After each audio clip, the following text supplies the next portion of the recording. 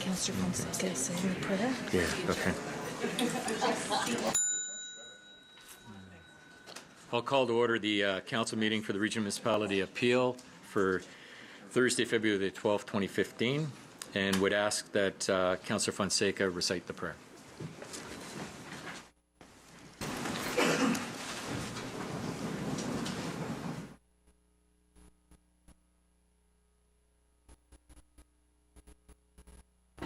May be evident on our planning and governing. Make us aware of reality. Save us from a parochialism that divides, and so create progress and responsible action. We pray that all our words and deeds may be in accord with thy will to the glory of thy.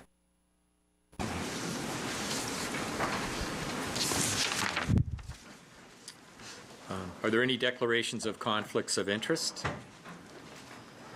I would just like to declare my interest with respect to the matter that in camera for the appointment of the citizen rep on the Police Services Board, as I am a member of the Police Services Board. Approval of the minutes of the January 22nd, 2015 Regional Council meeting.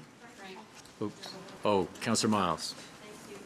And in regards to the minutes of council, the in-camera minutes of council, I have a conflict of interest as declared at that time because my daughter works in communications. Okay, thank you. Councillor Sato. Thank you. I also have a conflict of interest with the minutes which I declared because I have family members working for the region. Thank you. Councillor Moore. I also have a conflict of interest as declared, as I have family members working for the Region Appeal.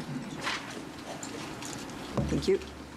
Okay, thank you. That moves us to approval of the minutes for January 22nd. Under Section 6.1 of the minutes, there was a resolution to hold a public meeting for the Retail Business Holiday Act application by T&T Supermarket on March the 12th.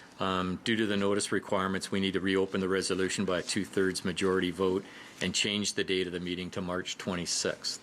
So if someone would be kind enough to move that. Councillor Starr, seconded by Mayor Thompson. All in favor? Carried. And then I guess we need a vote for to move it to the March 26th. Moved by Councillor Yaneka, seconded by Councillor Fonseca. All in favor? Opposed of any? Carried. Thank you.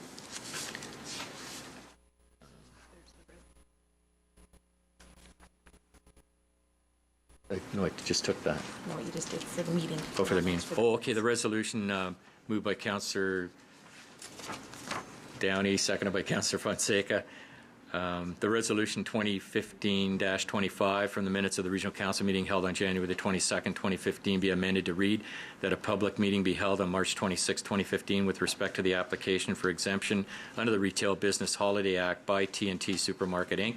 for 715 Central Parkway West in Mississauga, and further that the January 22nd, 2015 Regional Council minutes be approved as amended. All in favor? Opposed of any? Carried. Thank you.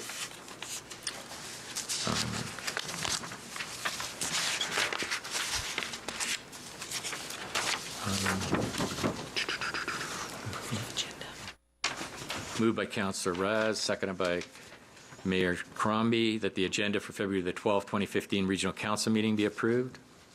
All in favor? Opposed, if any? Carried. We're going to add the delegation. The delegation. Yeah, we had just a request from Mr. Rod Muir with respect to the waste diversion, and he is the waste diversion and sustainability chair for the Sierra Club, to make a deputation today with respect to item 5-2. I need a motion to allow him to. Councillor Raz, seconded by Councillor Palashi. All in favor then? Carried. Thank you. We'll move to delegations then, and Winston Meyer, Board Chair of the Community Door. Welcome. And just to remind you that at Council, you're permitted a 5-minute presentation, and we'd like you to hold to that. Thank you. Good morning, Chair Dale, mayors, regional councillors. I appreciate your time. My name is Winston Meyer, and I'm presenting to you today as the volunteer chair and president of Community Door. Community Door Human Services Centres. By way of background, during the day, I'm a first vice president with CIBC Wood-Gundy. Since moving to Mississauga in 1994, I've done volunteer work for 21 years with a strong focus on building capacity and sustainability in the delivery of human services. I've participated in the creation of or been part of the founding boards of the Community Foundation of Mississauga, the Mississauga International Children's Festival. I have served on the board of the United Way and was the lead of the committee that created the Forever Fund, Endowment Fund for the United Way. And since 2008, I have served as the chair of the steering committee and eventually chair of the not-for-profit corporation now known as Community Door. I've also served in several other volunteer capacities within Peel, including participating in the Twin Pines Redevelopment Advisory Charrette, as well as serving on the Mississauga Summit Steering Committee and Human Services Task Force. And I will say being here today reunites me with many councillors, mayors, and staff with whom I've done volunteer work over many years. In addition to investing time and providing vision to these causes, I have invested personally almost $1 million into the funding of these organizations over that time period, including significant contributions to the startup of Community Door, whom I represent today. Today I'm here before you to support Community Door's request for up to $500,000 in funding over each of the next 2 years that would allow us to further improve upon the tremendous success that our organization has had in optimizing the manner in which human services are delivered to the residents of Peel Region. The concept behind Community Door dates back to a discussion between Shelley White and myself in 2008, at which time she requested I lead a project to determine the viability of human service centres that could address the significant inefficiencies in the delivery of human services in Peel. In 2011, the concept became reality with the opening of 2 locations of Community Door, occupying approximately 100,000 square feet of centrally located real estate that now service approximately 50,000 clients annually. As you might imagine, the first phase of action for Community Door has been to establish a strong core operating model, financial management systems, and governance model. With that largely complete, it is our desire to expand upon visible synergies that remain untapped that will allow us to add to our capacity, improve our client experience and outcomes, and further solidify the sustainability of Community Door. Let me walk you through 2 basic economic concepts that drive the economic efficiency of Community Door. The first is economy of scale. Community Door occupies 2 locations of 65,000 and 35,000 square feet respectively. Because of our size, we're able to negotiate net rents that are generally 30% below market rates for the same buildings. These net rents are passed along to our tenants. As important, we're able to reduce the rental footprint of our individual tenants by utilizing shared space resources. The example before you being shown is that of the actual floor plan of Peel Senior Link prior to becoming a part of Community Door. Our assessment determined that up to 40% of that organization's dedicated footprint could be eliminated and instead accommodated through shared facilities. Specifically, by cohabitating, our tenants could potentially eliminate individual reception areas, washrooms, boardrooms, kitchens, and other common areas. In our first 3 years of operation, Community Door has succeeded in improving accessibility of services, visibility of services, collaboration between service providers, and the economies of delivering services to residents of Peel.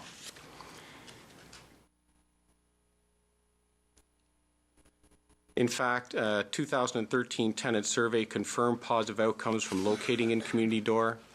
Proximity to community partners promoted improved awareness and referrals between agencies. Increased visibility generated greater awareness of available programs and services. In turn, better services improved client outcomes.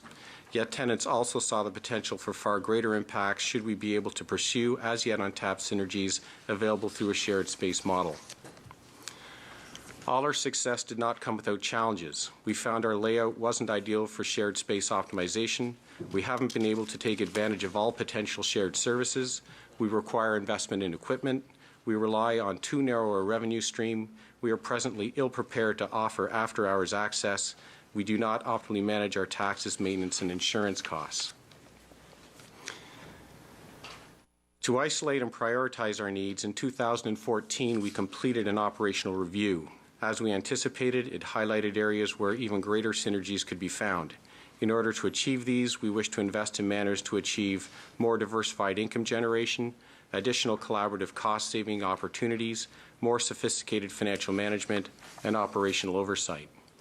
So here's our request. We have a high-level sense of what the costs are going to be over the next 2 years. We need to formalize our plan and estimate the investment will be $500,000 a year to offset unexpected tax TMI charges, cover lost tenant revenue, hire a dedicated operational resource, develop a sustainability plan. The areas that we need to look at are organizational excellence, facilitate service integration, diversify revenue sources, focus on tenant retention and marketing to attract new tenants, client service excellence, and physical improvements. At the heart of our request is a reality that Community Door is a multi-million-dollar organization that operates with a volunteer core and a single part-time staff person. In order to act upon the multitude of opportunities we have to drive down costs and increase outcomes for stakeholders, we need to have the human capital and financial resources that will allow us to appropriately approach each of these opportunities professionally and prudently. I see a valuable and sustainable return to the region tied to investing in permanent incremental revenue generation and cost savings projects associated with Community Door. The beauty of our request to Council is that it will create a sustainable, meaningful, positive impact in our efforts to address the changing needs of our community, including, but not limited to, unemployment, immigration, and mental illness. We have shown that the shared space model has been transformative to the effective delivery of social services. Our next phase will continue to build on the natural benefits available from the infrastructure we have already established. As important as we improve our facilities and practices, we will enable greater collaboration and partnerships between agencies that will improve client experiences and outcomes. So here's the opportunity.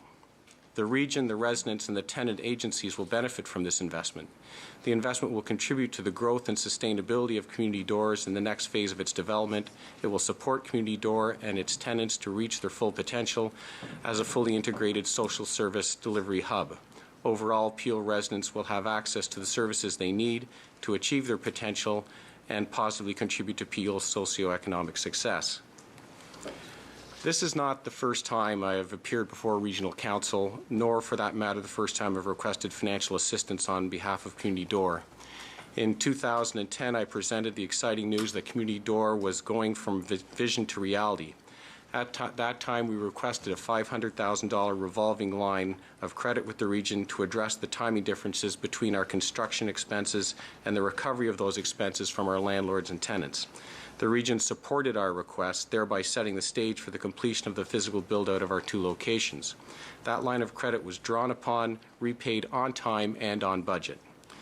I hope that the region is proud of that decision in that it contributed to the positive impact that Community Door now has on the 50,000 clients per year it services. In a similar manner, I again hope that Council is understanding and supportive of our request to help fund our clear strategic plans that will permanently enhance the quality and economy of human service delivery to all residents of Peel.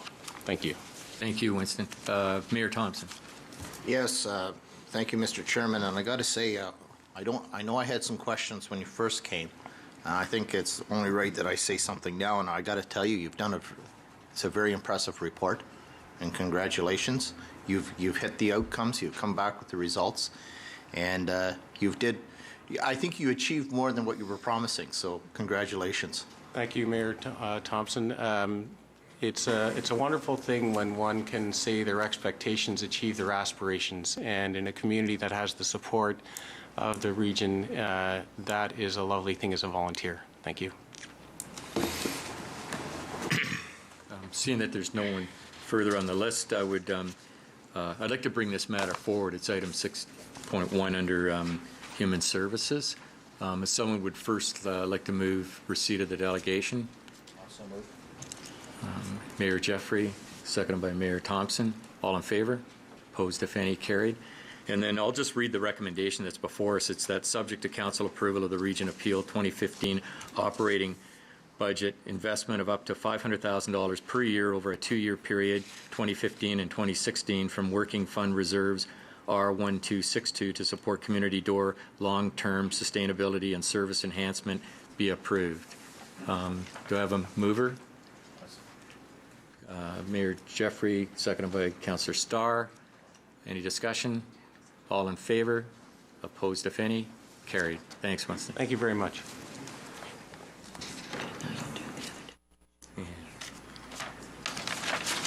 Oh, yeah, Brian.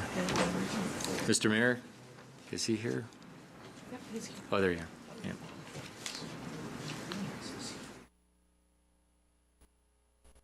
Yes, yeah, Mr. Sorry, yeah, please come forward. And we've got a real busy day today, so I want to hold you to that 5 minutes. Very brief. Appreciative, as always, of the opportunity to speak. You may recall I addressed council in July to very rave reviews. I hope to continue that trend. Welcome to all the new members of council. I would like to speak today primarily in support of every other week collection of trash and give you some ammunition with which to fight back against some of the comments you're going to hear from people. Again, my name is Rod Muir. I'm the Waste Diversion Campaigner for the Sierra Club of Canada. I research, advocate, and educate on the issue of waste diversion and sustainability. As you know, my message from July, in achieving sustainability, you'll find no quicker, cheaper, or easier means to do so than through waste diversion.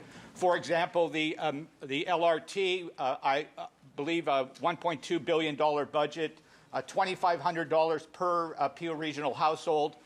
A lot of people will never get on the thing. You're still going to have to buy a ticket.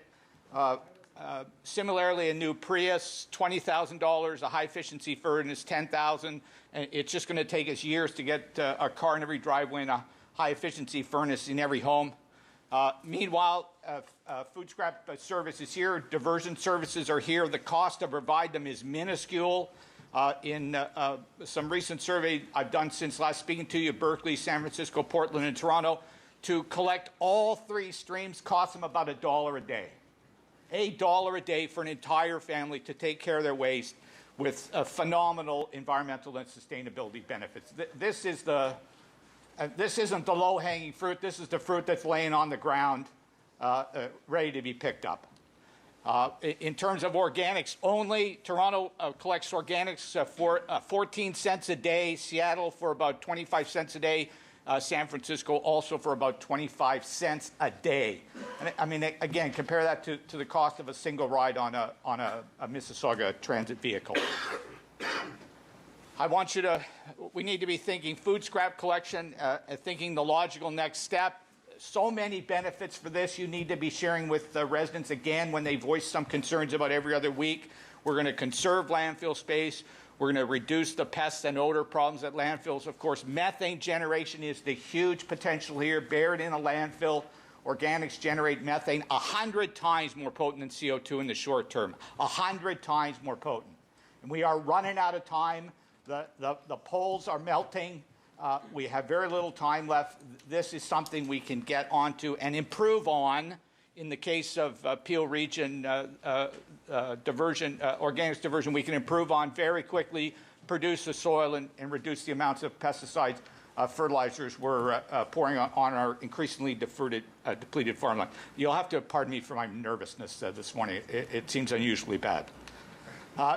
You're talking about also, waste to energy here. I don't need to remind you that food is 80% water. It takes more energy to dry it out than you'll ever get from burning it. I'm sure I made the quip when I was here before, go home tonight, build a small fire, and then throw dinner on it, and see how much energy you really get. You'll be cold and hungry. You're talking about burning waste here. Food is one of the last things you want to burn. So we need to be moving in increasing food scrap diversion, particularly through the use of every other week collection. What a great segue. I literally wrote the book on the subject, or more specifically, the article. I'm one of the few to study the benefits of every other week collection of trash. The GTA is a perfect example. Many municipalities brought in food scrap collection. Some went to every other week trash. Some, like yourselves, stayed with weekly trash. The difference is phenomenal. Those that went with every other week collection of trash saw 50% more food scraps collected. This is a no-brainer, to use a much-used term. And again, you're going to save money in the process, fewer collection vehicles, fewer passes. So it's win-win-win all the way around. Yeah, you may recall, just in closing, only one rule: keep everything separate. And I showed it to you the other day. You didn't buy it like that, right? Nobody bought a can of beans, banana, cell phone at Walmart. You bought a can of beans separately, you bought a cell phone separately, you bought a banana separately, you consume them separately. At one point in time, you held each of these items separately in your hand. You know, you're going to hear about next 4 years, new and emerging technologies for waste. I got news for you. All the technology you need between your forearm and your hand, it's called your wrist. That's all you need to divert waste, and with phenomenal environmental benefits. Again, to solve this problem, just need your brains and your wrist. We would love to help you increase food scrap diversion. I've made this offer to council numerous times in the past years. I've been speaking here since 2002. This time around, I encourage you all to just Google Bin Talk.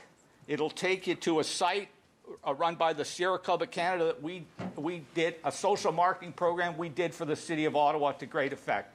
And we'd love to duplicate our success here in Peel. There's a short 5-minute PowerPoint presentation that we've prepared about the ease and benefits. That's really what you want to be hammering home to folks.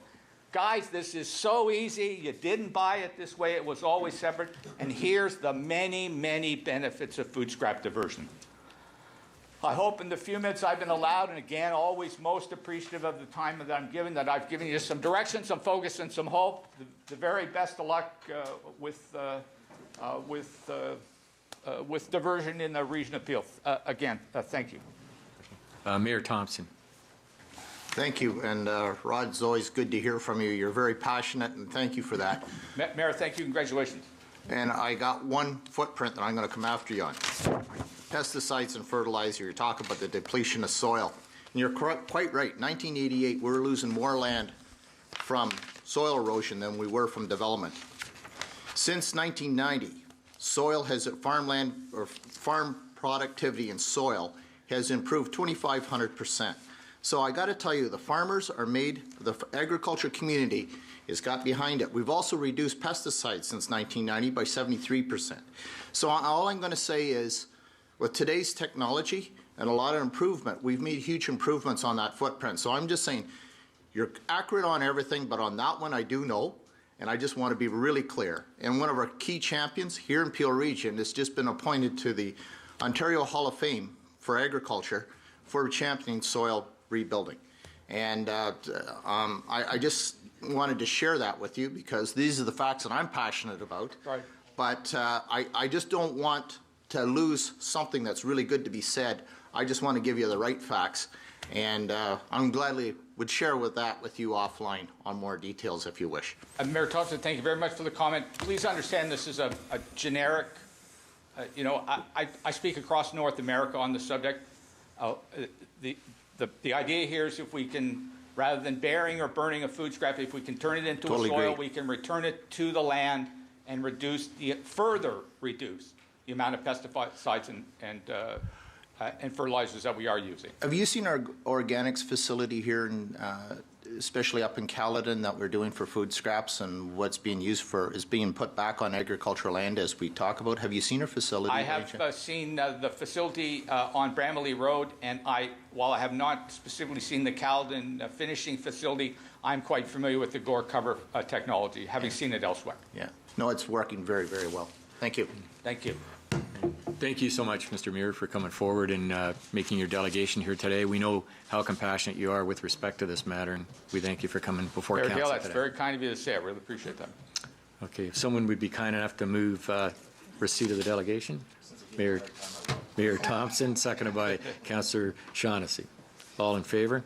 Opposed, if any? Carried. Ease and benefit. Just keep thinking ease and benefit. Thank you so much. All right. Well, we dealt with the item with respect to human services, so this brings us to items related to enterprise programs and services, and would ask that Councillor Fonseca chair this section.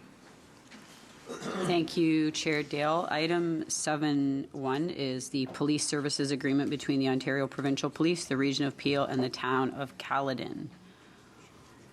See no comments. There's a recommendation and there's also a bylaw to be presented for enactment. So moved by Mayor Thompson, seconded by Councillor Shaughnessy. All in favor? Any opposed? Carried. Thank you. Item 7.2 is the professional technical services for the Human Resources Management System, document 2015-022N. See the recommendation. I see no questions. Moved by Councillor Ross, seconded by Councillor Mahoney. All in favor? Any opposed? Carried. Thank you. Item 7.3 is a Region of Peel digital strategy. You were given Appendix 1 this week, or it was sent out, and Appendix 2 is actually in your portfolios, analysis for the CRM platform. And Gilbert is here to do a presentation.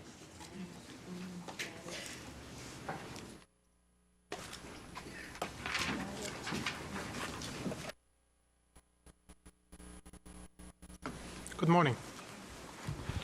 Morning, members of council, ladies and gentlemen. Thank you for having us here.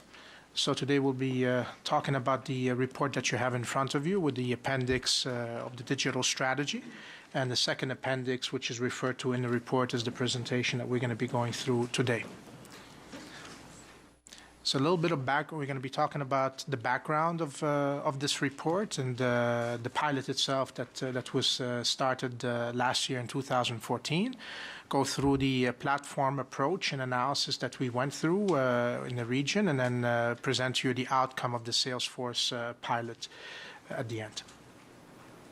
So from a background perspective, this started about 9 months ago with the creation of the Region of Peel digital strategy, at which time it was identified that we needed to standardize on our technologies, on our 1,900 applications and the 15,000 databases that I had referred to about a few weeks ago in my introductory presentation, that we need to standardize through platforms. Following that, we had a long-term planning session where we identified the regional information needs as well as technology needs over the next 3 years, at which time it was noted that the customer relationship management platform was a priority. As a result of that, we went through an architecture review process, which was a rigorous process to identify which technology would best suit the Region of Peel's needs. And we came to council in July of last year asking for authority to perform a pilot on the Salesforce platform, at which point we then also committed to report back to council on the outcome of this pilot, which we are here to do today. Very high level, I'd like to walk you through, for those new councillors that have not necessarily been exposed to CRM. CRM is about providing a quality customer service to our residents so that they're able to get their requests their services in. We found that 70% of the calls into the call center were informational based, therefore the need for a knowledge base. We also understand the importance of the evolving channels that are out there, whether it's mobile, social media, desktop, email, phone, all of those different needs, or omni-channel as we refer to. It's also very important that we deliver these services in a low-cost model as the need for services and increasing channels grow, followed by the fact that we need to manage effective relations. As an example, if you call today to consume service A and provide base information, with your permission, when you call back 2 weeks later, we won't necessarily be asking you those same questions again. We'll be using what you've already provided. Last but not least, this will give us a holistic view of your needs and of the regional's services and programs and how they are being consumed.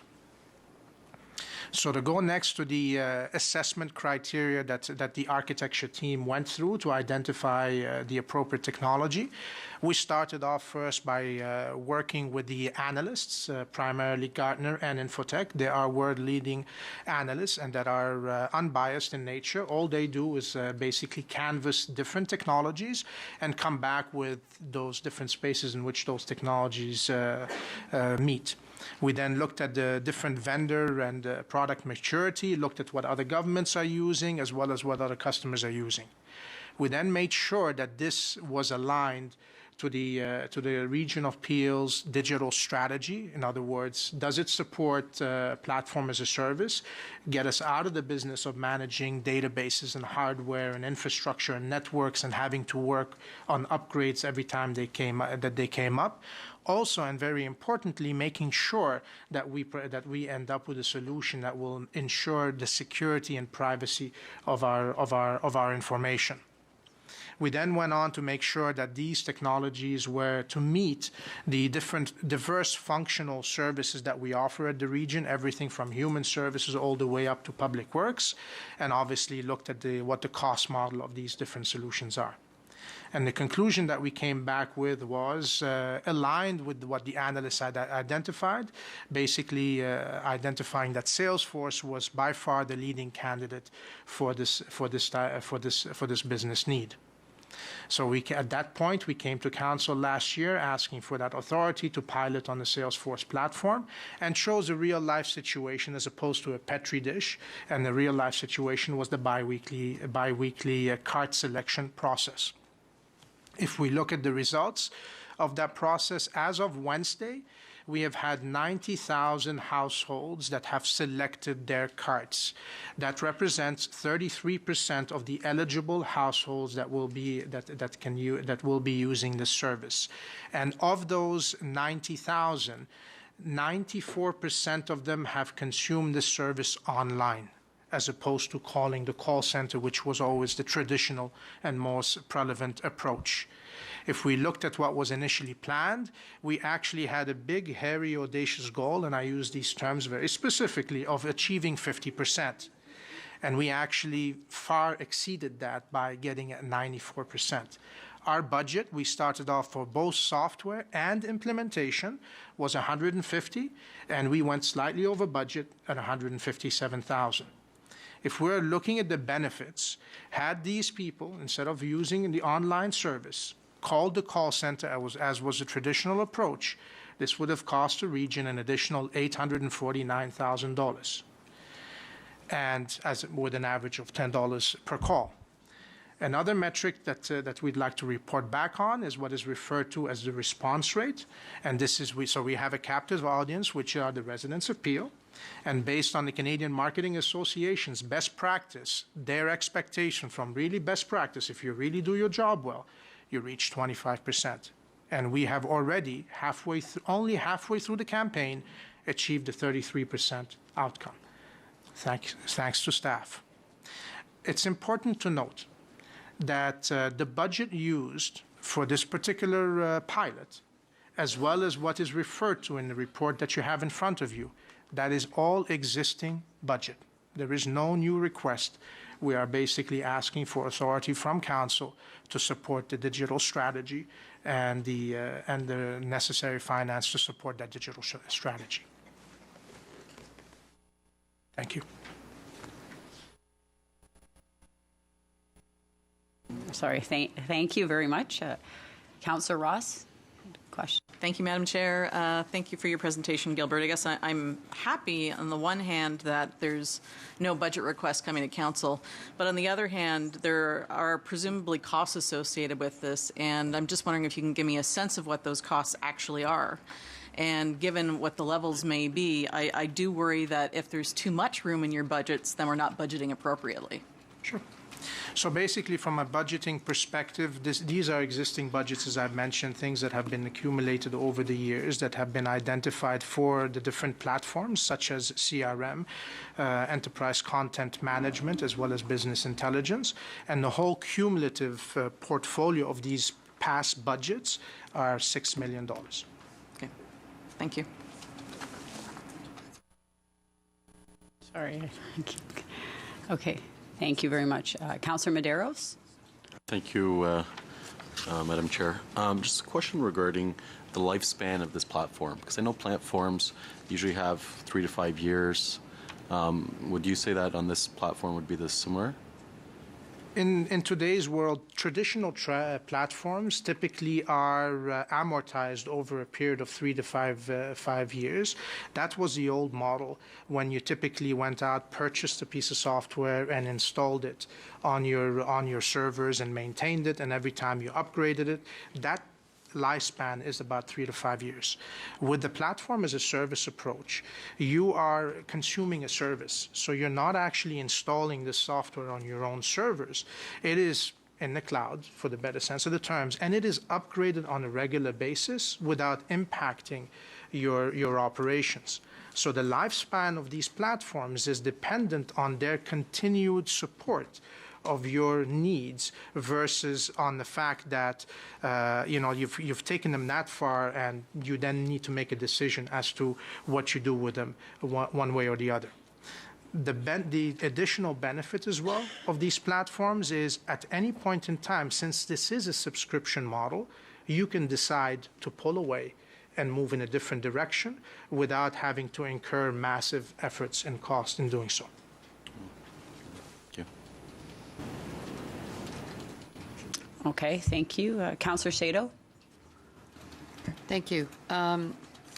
Could you just clarify, again, going back to the costs and some of Councillor Raz's questions, I can see why you would have, in this particular situation, why we would have a 94% uptake instead of calling the call center, because we didn't give people an option to call the call center. So I think that's kind of a little bit of a false not information from you, but a false indicator that if you only give people one choice, you can't actually say that it was great success because they took that choice, because they had no other options. So I think it's good that with that many people go online, but again, they didn't have a choice. Could you clarify? I guess I'm a little concerned when you say that there was a saving to the region of $849,000 because every time someone called the call center to do this, it would have cost $10. Now, our call center staff, our region of appeals staff, they're paid to be there. Why would it cost? I mean, we're paying them anyway. So why would there be an additional $10 per call? That seems extremely high. And what are they doing additional to what we're paying them for that's going to cost $10 a call? Okay. So I'll address both questions accordingly. So yes, the number was not put on the papers and on the brochures that were sent out. However, the number was clear. It was readily available on the form as they were completing this, as they were making their selection. And if you looked at typical digital engagement, you have typically about an 80% drop-off rate if the user experience of the individual was not positive. Right. So when they actually would go online and they had a bad user experience, 80% of the folks typically would drop off and pick up the phone and call. So the number of 94% is absolutely still is unprecedented, because even in the scenario where they had the option to call, they didn't, because they found it so easy and they went and completed the process. So I think that hopefully addresses the first question. The second question is, if you actually looked at the number of selections that were made of 90s, and that's actually, as of this morning, it was 92,000 and change, over a period of 30 days, that is equal to the number of calls that the call center staff treat on a monthly basis. You would have actually had to double the call center staff if you were to maintain the current service levels that we have today.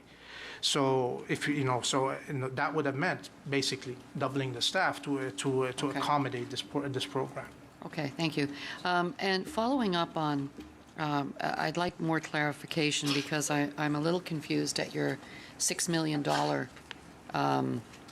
accumulated funding of $6 million. Yep. And where was it accumulated from? Is it, how is that money? I assume that you're saying that's sitting in the budget right now. There's a $6 million surplus. Have we been taxing over how many years to accumulate the $6 million, and how quickly will it be spent down on the project? So the $6 million is not something that has been sitting in budget. So a good chunk of the $6 million, about $4 million of those, is associated with the former CRM project that the region had embarked on a few years ago. So we're basically repurposing those funds, because the project was supposed to deliver certain outcomes, and on the time when we made the decision to reevaluate. It hadn't been meeting those outcomes. So a large chunk of that basically is being repurposed to deliver on the original outcomes that the project was supposed to deliver, which is the digitization, the self-service component that the region had undertook a few years ago. The remaining is basically all activities to bring about digital services to the region appeal. So projects that were embarked upon or identified as needs for the region appeal, such as the rebuilding of the region appeal 18,000 web pages. So that's where that's all going to be repurposed to deliver the outcomes that were initially intended using that original budget. So are you expecting that this $6 million that has been repurposed, will that be spent all at once? Is that over the next 5 years, 10 years? What's the spend out on that money? So if you look at the report, the digital strategy report, we refer to a way of implementation, which is basically agile, and that approach is really incremental. So we're basically we're looking at the overall outcome that we're trying to achieve over a period of time, and based on the priorities of the region, we are taking on bits and pieces at a time. So as an example, if we were to fail, and you know what? People do fail. We will fail small, we will fail quickly, and we will fail cheaply. So the $6 million is going to be spread across multiple different initiatives to support the different programs and services and channels that we have within the region. And over how long a period of time? I would probably say over a period of 2 years. 2 years. And we will be reporting back to council, so procurement will be reporting back to council on a quarterly basis, and then from a outcome perspective, SIT will be coming back to council on a quarterly, so you'll be seeing me on a quarterly basis at least, reporting back on how well we're doing on that journey. Okay, wonderful. Thank you very much. Thank you. Okay. Thank you. Councillor Miles. Wow, it always amazes me what technology can do, and thank you for your responses to the questions. I just had a few questions. So with this program, will it integrate into our other services like Ontario Works and housing? Beautiful question. Absolutely. Absolutely. We are working with the Human Services to look at bringing some of the capabilities and lean thinking and automation that Human Services absolutely requires, and we will be doing so with all the other services as well. So I'm a new mom, and I'm looking for child... Thanks, Michael. And I'm looking for a childcare place for my child, and I'm a single mom, and I need subsidy, all online. Absolutely. So we will be looking at not only the child care subsidy component, but we will be looking at the child care program as a whole, and we'll be looking at it end to end from the time that the grants and funds are provided till the time that the check is cut to the partner who's delivering the service, or even the resident who's eligible for. We'll be looking at that whole process end to end and automating it and driving as much self-service and automation and effectiveness as possible, not only to the consumer of the service, but also to the providers that are providing the service. Okay, so I'm a Peel Living. I'm on the wait list for housing in the region of Peel. My circumstances have changed. I can go online and input that information myself. Yes. If I'm capable. And that will change the information in the database. And if I've been a victim of violence, reported to the police, I may go up to the top of the list. That is correct, because it is it is all centralized in a database, and you will not have to drag your 2-year-old down to Ontario Works to fill out this information on a piece of paper. Okay. My garbage didn't get picked up this week, and that's the second week in a row. I'm really upset. I can go online. You can, but not tomorrow, please. Give me a little bit of time. Absolutely. The answer to all those questions is yes, over time we will be looking at automating a lot of, and then digitizing a lot of all these services. Councillor Moore told me it has to be out before noon in order for it to be picked up. I think that's amazing, and I certainly appreciate the presentation. Thank you. Okay, thank you. Thank you very much. Councillor Ross. Thank you, Madam Chair. You'll get to know me as I'm one for loving details, so please indulge me for a couple of minutes. Back to the CRM platform. How many licenses do we intend on purchasing for this particular, or once we do full rollout? I know for the pilot we purchased 100 licenses to the cost of $150,000, so I'm just wondering how many full licenses are we planning on purchasing? So the 100 licenses, actually, the cost is $100,000. We had $15,000 that we purchased what is called premium support, which is an option, which basically gives us access to what they refer to as architects and consulting.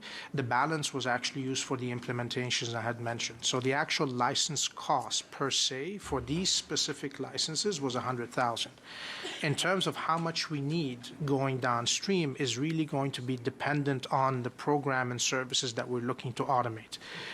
Today, with what we have, the presentation that we had provided last year basically said that those licenses that we acquired basically could give you what you were doing last year with the CRM solution that we had last year.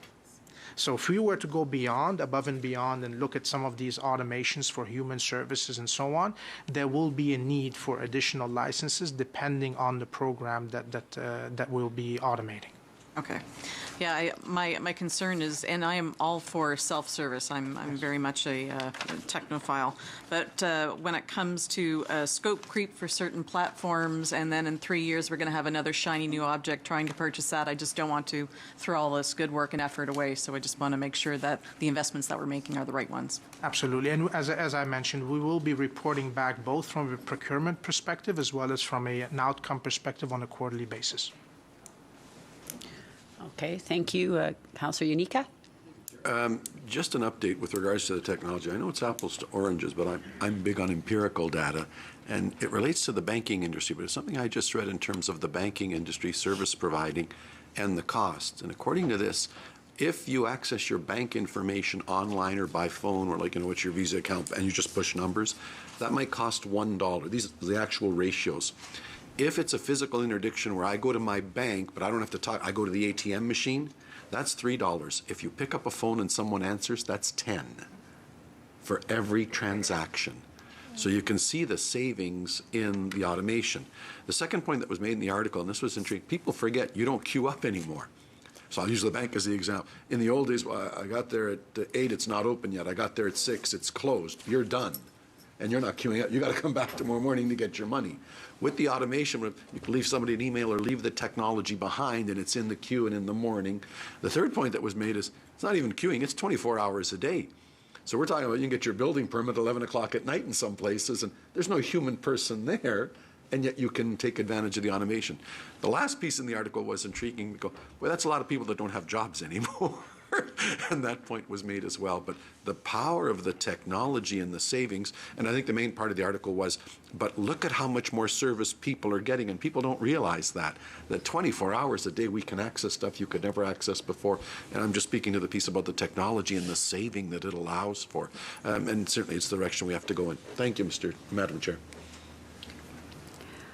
Thank you very much. And so just to the Region of Peel's digital strategy, I think you've spoken to this, but under that section you say this will be a 3-year plan that will be iterative and will be updated annually to reflect any changes to emerging technologies that have the potential to deliver further efficiencies or innovations. So you've mentioned that you will be coming back quarterly. And that will include the 4 points above in the digital strategy. So not only the channels of the ranges service, but also the platform itself, and as well as the leasing models of software and infrastructure. That's right. So if there's other platforms that we want to add to the portfolio of platforms, we'll be coming back to council, and it doesn't have to be quarterly. We will come back and basically say we've evaluated this platform and would like to add it to to the existing set. Okay. Thank you very much for the presentation and for all the work that's gone into this. And Councillor Ross, would you like to move this? I'd be happy to. Okay. So moved by Councillor Ross, seconded by Councillor Medeiros. All in favor? Carried. Thank you. Thank you. Thank you very much. Moving to communications, item 8.1, direction is required here. We have a resolution from the City of Mississauga, and there's direction here. It's the resolution to appoint Jean Williams to Conservation Halton for the term of January 2015 to November 30th, 2018. So moved by Councillor Yanika, seconded by Mayor Crombie. All in favor? Opposed? Carried. Thank you. And item 8.1-2 is communication from CVC with regards to the Landowner Action Fund. Any questions? Seeing none. Moved by Mayor Thompson, seconded by Councillor Downey. All in favor? Any opposed? Carried. Okay. Thank you very much. Back to you, Mr. Chair. Thank you. Moves us into items related to Public Works, and would ask that Councillor Starr chair this section. Okay, it's item 9 and starts on page 3 if you're following your iPads or computers or whatever. The first item is a presentation. Are we having a presentation, Norm? Yeah. It's on the, I think we requested this last meeting on the biweekly cart-based collection. And seeing it starts on page 45 to 77. Can you keep your remarks to 2 hours?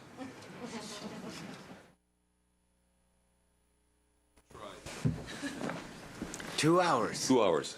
Can you keep it there? 3.5. Okay. Lunch is at noon. Garbage. Welcome. A lot of great slides. Thank you. And anyway, I'll just introduce myself. My name is Norm Lee. I'm the Director of Waste Management. And as Councillor Starr said, I'm here to provide an update on the biweekly collection project at the Region of Peel. I've tried to answer all the questions that Council asked, and you see there are quite a few slides. I'm going to do my best to go through it as quickly as possible. Before I get started, I just want to let you know that in the presentation that will come up on the screen, on some of the slides where there are statistics, those have been updated. So slides 15, 20, and 23, there'll be new numbers from what you saw in the package. And then there were some minor wording changes on slide 22 as well.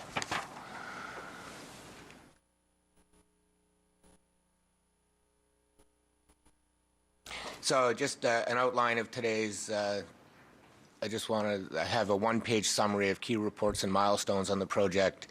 I just want to discuss quickly what will change in January of 2016. Quite a few slides on why Council adopted biweekly cart-based collection for Peel. A number of slides on how it will be implemented over the next year. A short discussion on how things are going so far, and then answers to some specific questions that we've received. So this, and I'm not going to go into much detail on this slide other than to say it's a tool that we use on some of our larger multi-year projects. It's a good reference just to see what reports have come and gone. I will say that this project started in April 2011. And in the 4 years since that time, we've been back to Council, I think about 10 times with updates or recommendations. So what will change in 2016, January? What won't change is household organics. They will continue to be collected weekly. Garbage and recycling will be collected on a bi-weekly basis. Garbage 1 week, recycling the next. 280,000 households will receive new garbage, recycling, and organics carts. There will be 30,000 households, and they're largely townhouse complexes and such with limited space, will receive new organics carts, but they will remain on bag-based collection. The blue box will be eliminated. Collection days will change for many. When you go to automated collection, a truck has different efficiencies than with the manual system, and that ends up resulting in collection days. I'll talk a little bit about that. And there will be new collection contractors. So, make no mistake, it's going to be a tough slog the first few weeks of 2016. Contractors usually take a few weeks to figure out their routes. Residents take a few weeks to figure out what to do with the new bins, what day their collection is, that sort of thing. Everything we're doing now is helping to minimize that or to make it as smooth as possible. So why did Peel adopt biweekly collection? Peel's long-term waste strategy, which is called Waste Reduction Resource Recovery Strategy, was adopted last year. It has two broad objectives for waste management.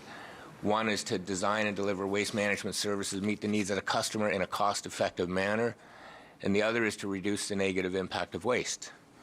Everything that we do in my division is aimed at satisfying one or both of those objectives, including this project. So meet the needs of the customer in a cost-effective manner and reduce the negative impact of waste. One way we measure success and one way that we kind of decide whether our programs are effective or not is to compare ourselves to other municipalities. We have the same general suite of 3 Rs programs as all the other GTA municipalities. Most of our programs compare favorably. You can see the chart on the right shows our blue box is one of the best in the region. The green bin, of course, does not. Participation lags behind other municipalities, and one reason is we're the only municipality in the GTA that still provides weekly garbage collection. You can see from the chart on the right, our participation rate of 45% is about half of what other GTA municipalities are seeing. And the pie chart on the left shows that when people don't put their organics in the green bin, they're putting it in the garbage. And our average curbside garbage bag, 44% of that material is organic material that could have went in a green bin. So prior to recommending biweekly collection, staff looked at other policy options that could increase diversion, that could increase participation in the green bin. We looked at biweekly collection, increasing user fees, reducing the bag limits to 0, use of clear bags, increased enforcement and such. When we looked at others' experience with those policy tools, we found that implementing biweekly collection had the greatest potential to increase diversion. It also had the benefit of lower cost, reduced greenhouse gases, and fewer injuries to workers. And in November 2011, rather than adopting biweekly collection for Peel, Council directed staff to implement a year-long pilot in 4 different areas with over 5,800 households participating. So at the beginning of the pilot, we had open houses just like we're having now. And at that time, we heard the same concerns that we're hearing now. Where am I going to store my cart? What about odors from diapers and pet waste? Will seniors be able to maneuver the carts? And then in some of the rural areas, long driveways. During the pilot, none of these were found to be major issues. You know, there was the odd person had still some issues, but nothing was a major issue.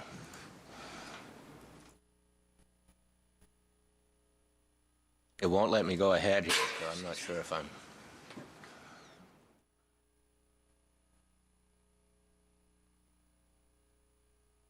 Thanks. We kept pretty good track of the 4 pilot areas during the pilots.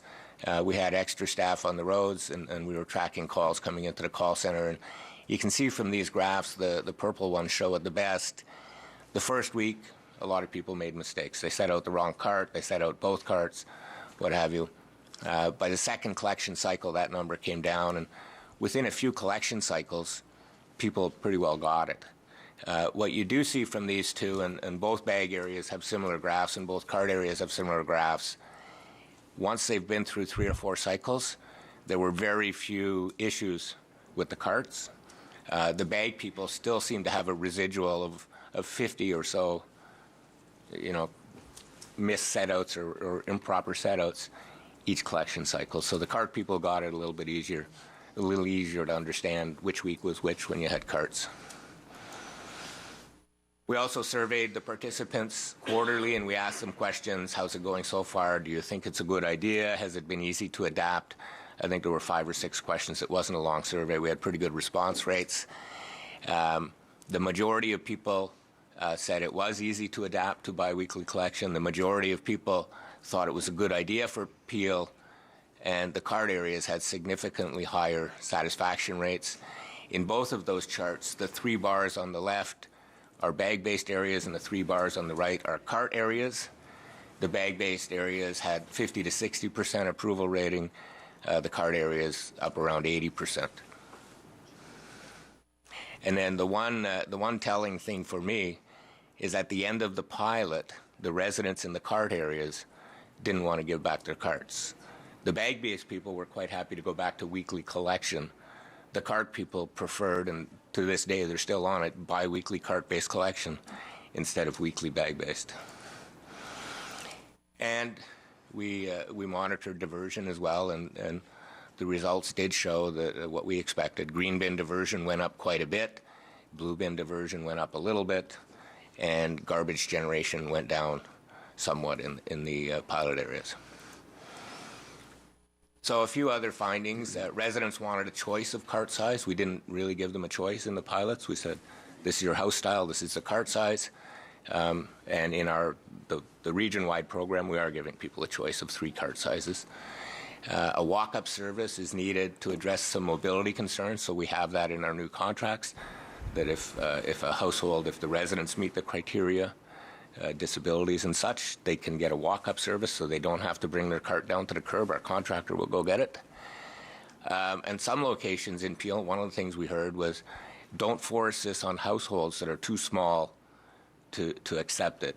And when we looked around the region, most of the townhouse complexes adds up to about 30,000 units. We thought were too small to force carts onto, so we're leaving them on the bag-based system, except the green bin. They'll get the new green bin.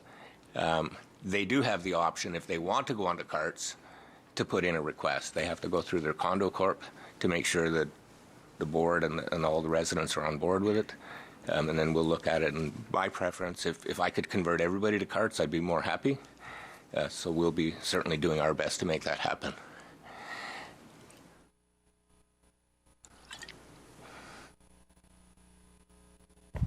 I think when I take too long on a slide, it just doesn't. Anyway, at the end of the pilots, Council adopted a couple of different resolutions. One was to adopt biweekly collection region-wide beginning in 2016, and the other was to adopt a 3-zone competitive procurement process for the 2016 collection contracts. And the image on the right just shows the 3 zones. So a little bit of just the results of tenders. On the collection contract, we used a competitive tendering process. We have finalized contracts with Emterra and BFI, the 2 winning bidders. Trucks are now being built. They're rolling off the lines. Collection savings, $9 million per year compared to our current cost. And we're working on balancing routes and identifying day changes. And on that, the process we're going to use, we're going to put together an information update for councillors that show what the new collection days will be, and we'll distribute that in the very near future. And any councillor that wants to provide feedback or ask questions can. And when we're done with that, we will bring a report to council recommending the new final collection days. Some areas they change, some residents will have changes, some will not. On the cart side, again, we used a competitive tender. IPL out of Montreal was the winning bidder, and we have a contract with them. Carts are being built, 492,000 to date, which is about 42% of the total. Cart costs, when you amortize them over the 10-year guarantee period, is $4.7 million a year, so the net savings of the change, $4.3 million per year.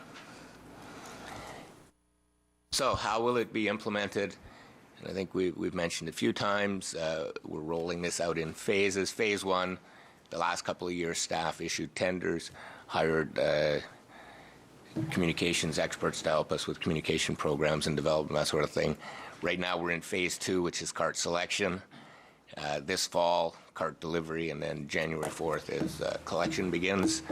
And the rest of the presentation, I'm just going to talk about phase 2.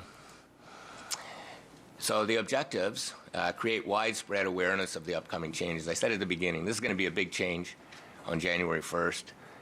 We don't want people to find out about it the day the cart shows up on their driveway. That would be terrible. So we really want widespread awareness. We want to engage them in the cart selection process, and I've got similar slides to Gilbert. We seem to be doing fairly well on that. And we do want to drive traffic to the region website. The last thing I want is for people to be calling the call center and having to wait on hold for a long time until we can get to them, that kind of thing. It frustrates them. So the digital stuff that Gilbert is doing, it is quite exciting. It's been working, in my view, fairly well. Something residents have been asking for a long time. Tactics, communication tactics, there's quite a long list of them. The first two, water bill insert and direct mail, go directly to people's homes. The rest of them are out in the public space usually. And then the final one is just community outreach, which I'll talk about in the next slide.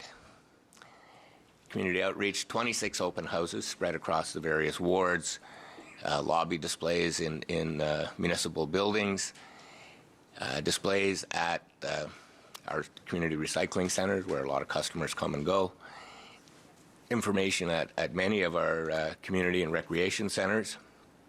We've also distributed information packages and held sessions with community groups that have requested them, including a few temples. And it will be promoted, or is being promoted, at the GTA Home Show, February 13th to 16th. How are we doing so far? In my view, I think we're doing very well. It has attracted attention, which is very difficult to do for municipal campaigns. And these are the new numbers as of February 10th. 244,000 visits, 88,000 households have selected. As of today, that number's over 90,000 have selected. And you've seen these two little charts this morning. 94% of the people are choosing on the web, and 6%, almost 5,000, are choosing by telephone. The feedback at the open houses is generally positive. People do raise concerns.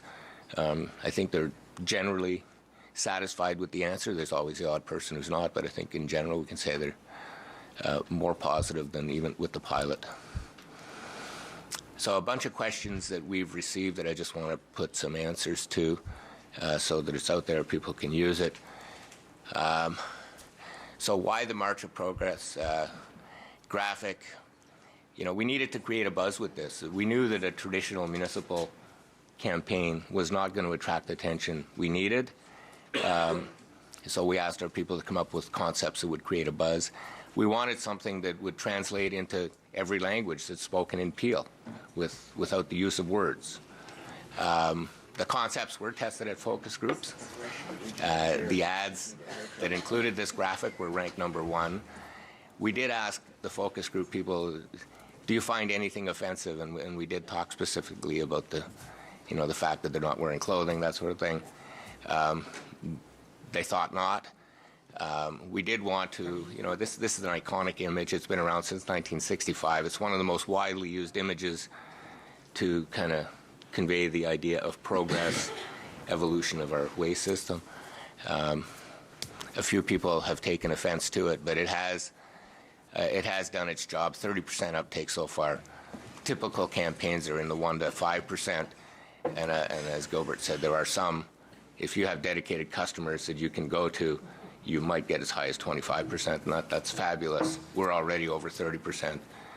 We're getting people signing up for carts at a rate of about 2,000 a day still, so our number's going to go higher. Why is there no phone call?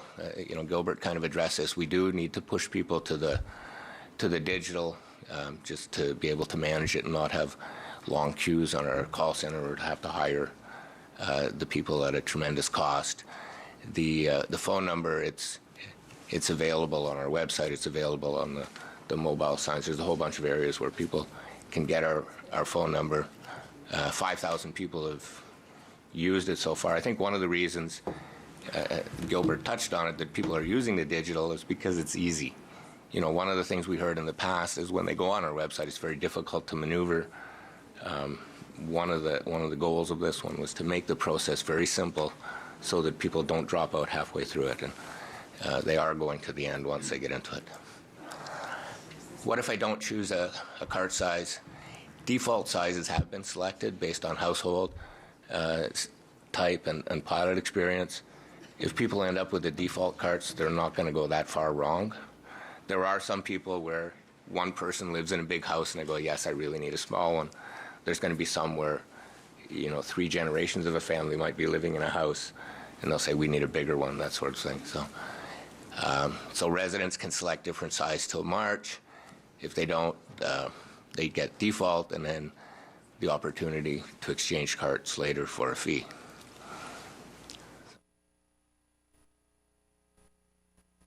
So why is there a fee?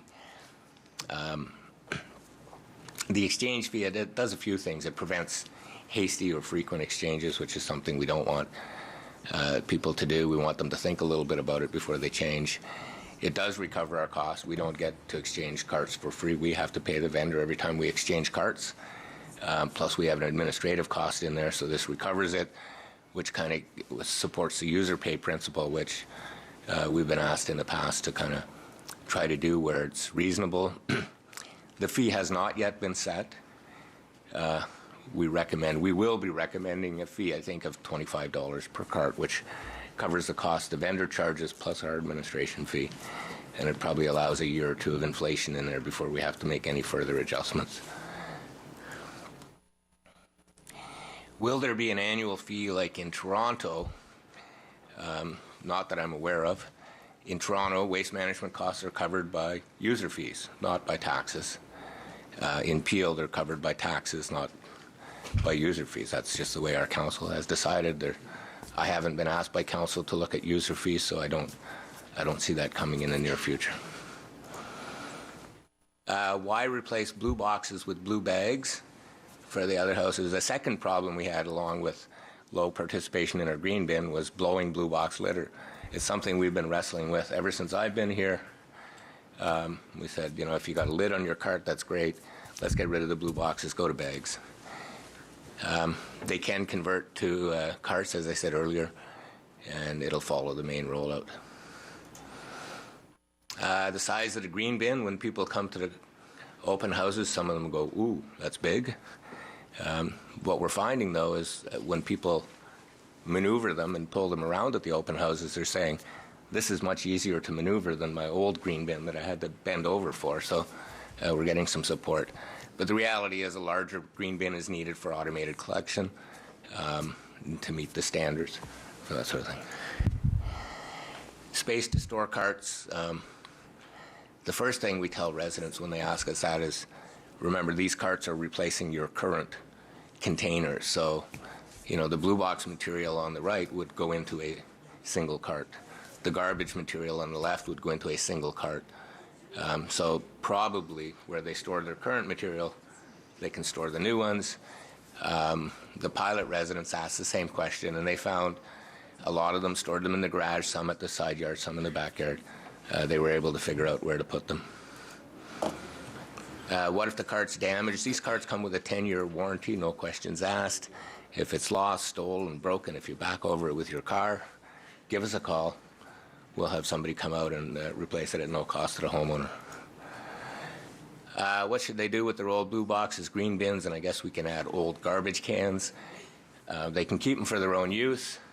We will schedule a collection in 2016 to pick any up that people don't want, and when we distribute the carts, we'll have more information about the collection and tips on what to do with them. Some people, like garbage cans, are great for yard waste collection, for example. So what do we need from you as council?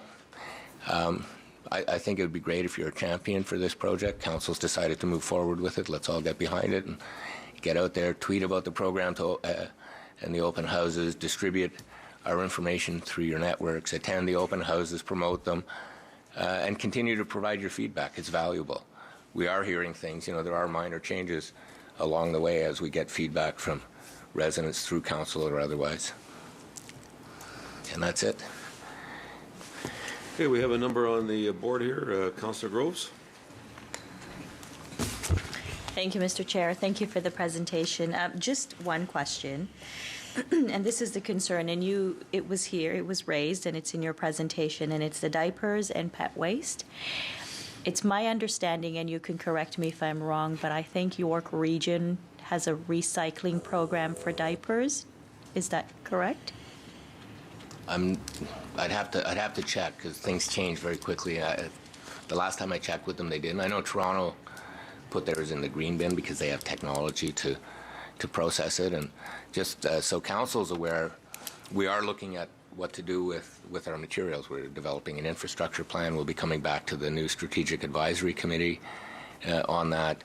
One of the options, because we're getting a lot more green bin material now than, or we will be once this is implemented, is to look at anaerobic digestion.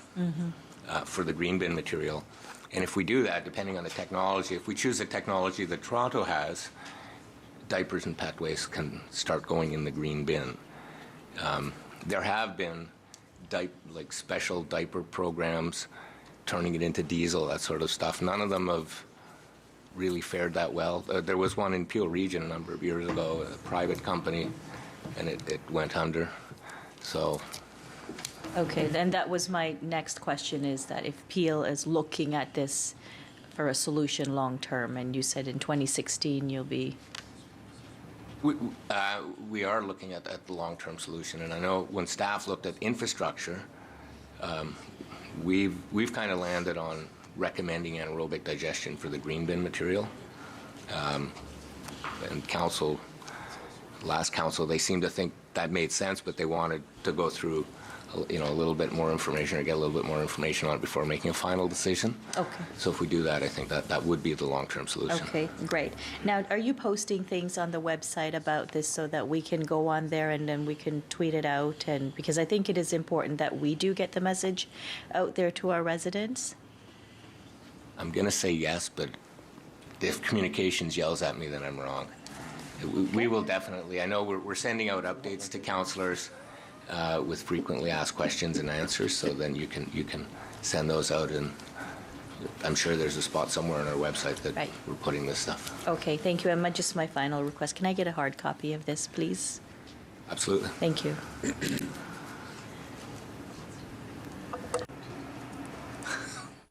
Councillor Ross? Thank you very much. Just a few questions. In terms of the uptake and where we are we tracking ahead or behind? We only have about a month and a half to go for the online uptake, and I'm just wondering if we're going to have a major push, because I still worry that the numbers are a little too low for where we need to be, and then come April, we're going to have a little bit of panic. I just looked at the numbers yesterday with our digital folks. We're getting about 2,000 new confirmations a day right now. 2,600 I think was the last day.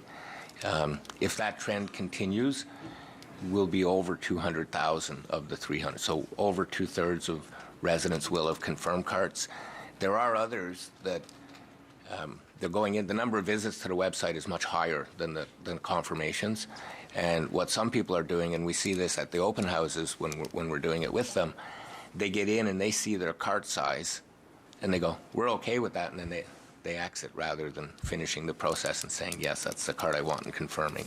So I don't think it's too far off where we need to be, but we're tracking this on a kind of ward-by-ward basis, on a community-by-community basis, and by the end of this month, we'll make the call if we have to have more open houses in a community, if we have to push out in a particular area to kind of increase awareness and increase participation and confirmations, that sort of thing. So that is part of the program, is that we're Okay, yeah, please keep the councillors updated, because we can, if there's, additional communications that we can provide, that happy to help with that. That would be great, sure. With respect to the walk-up services needed to address the mobility concerns, is there a process in place where people can start self-identifying, or how is that going to work? Because I know I have a lot of seniors in my ward that will probably look to that service. Yeah, there's there is a process right now for some of these things.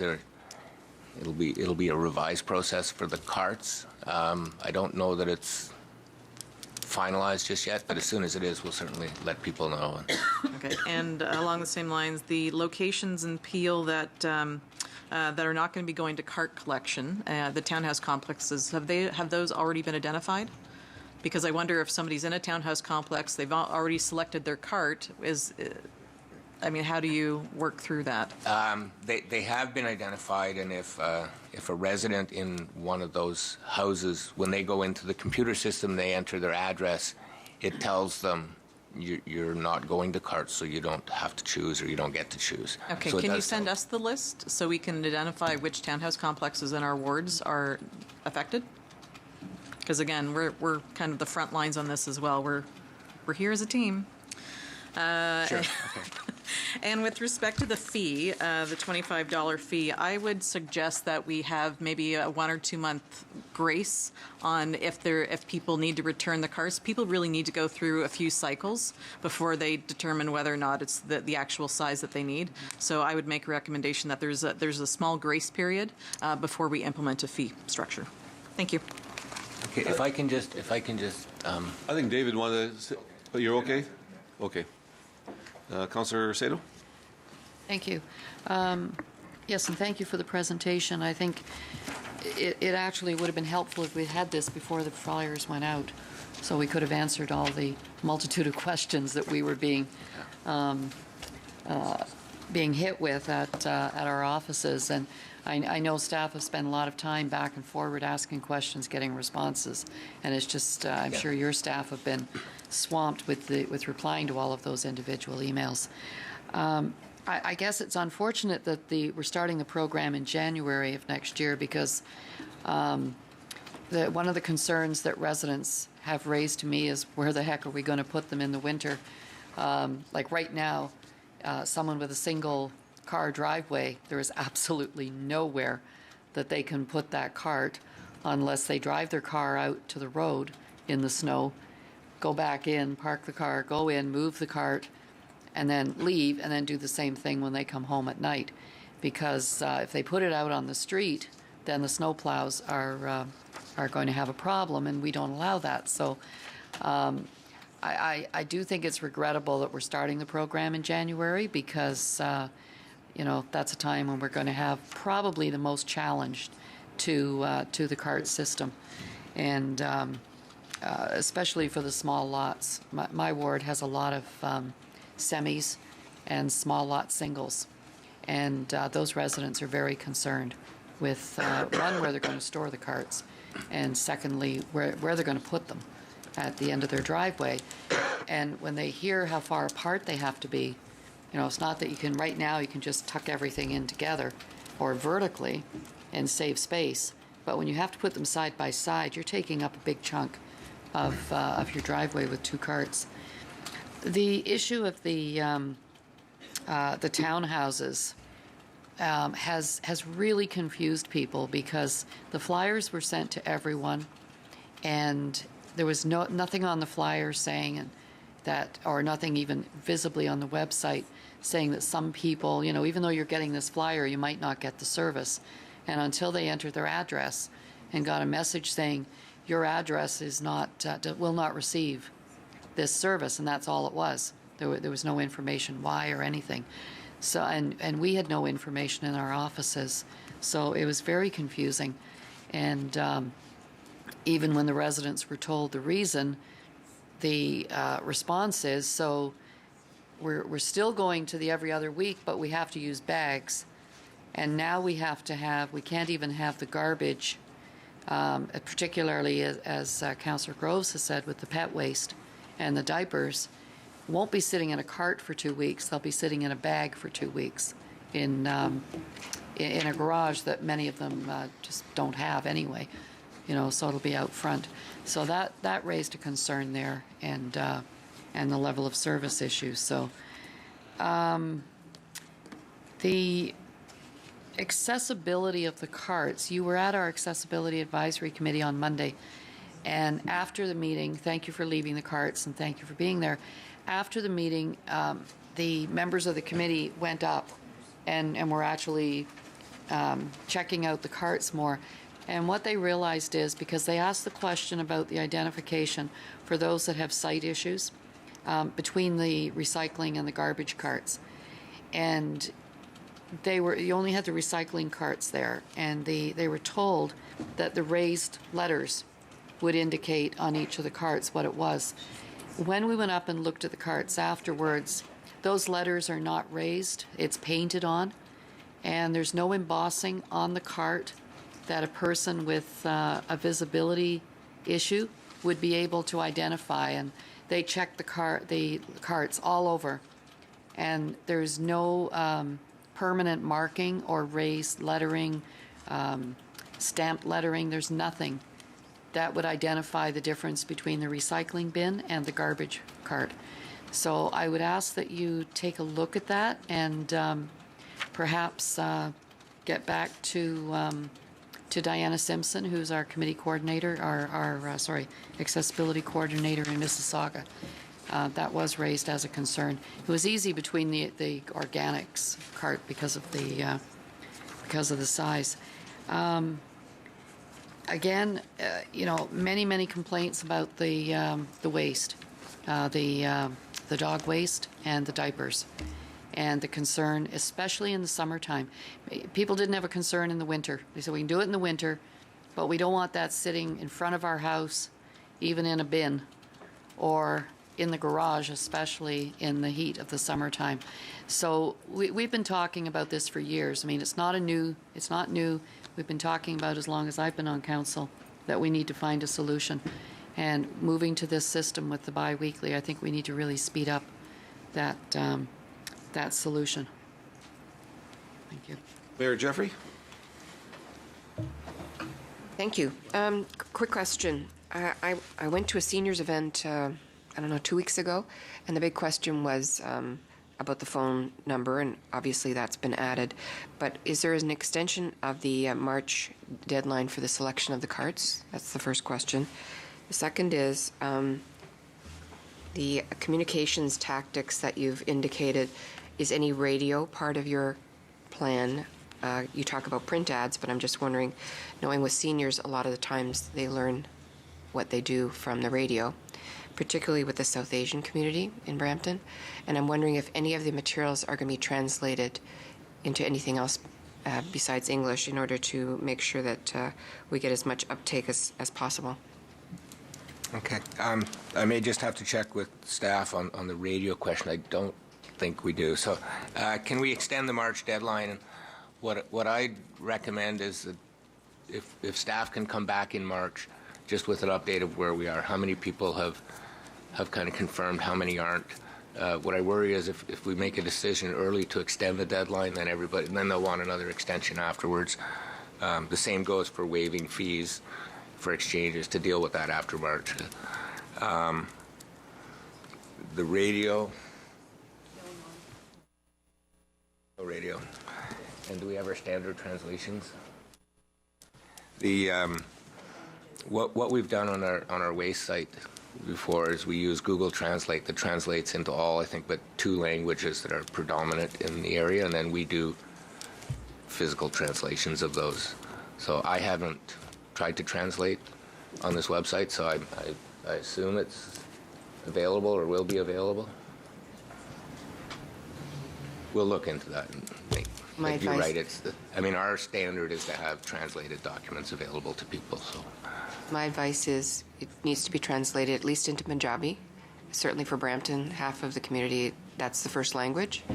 And if we don't, we're not going to have the uptake. And certainly radio is the way of a lot of seniors, certainly in the South Asian community, to get the information. And we want to, and it's the most affordable form of advertising I think there is out there. So. Okay. We have got a lot of non-paid coverage on the radio. Yeah. They've been talking but yeah. Probably not the way you want. Yeah. Thanks. Councillor Yanika?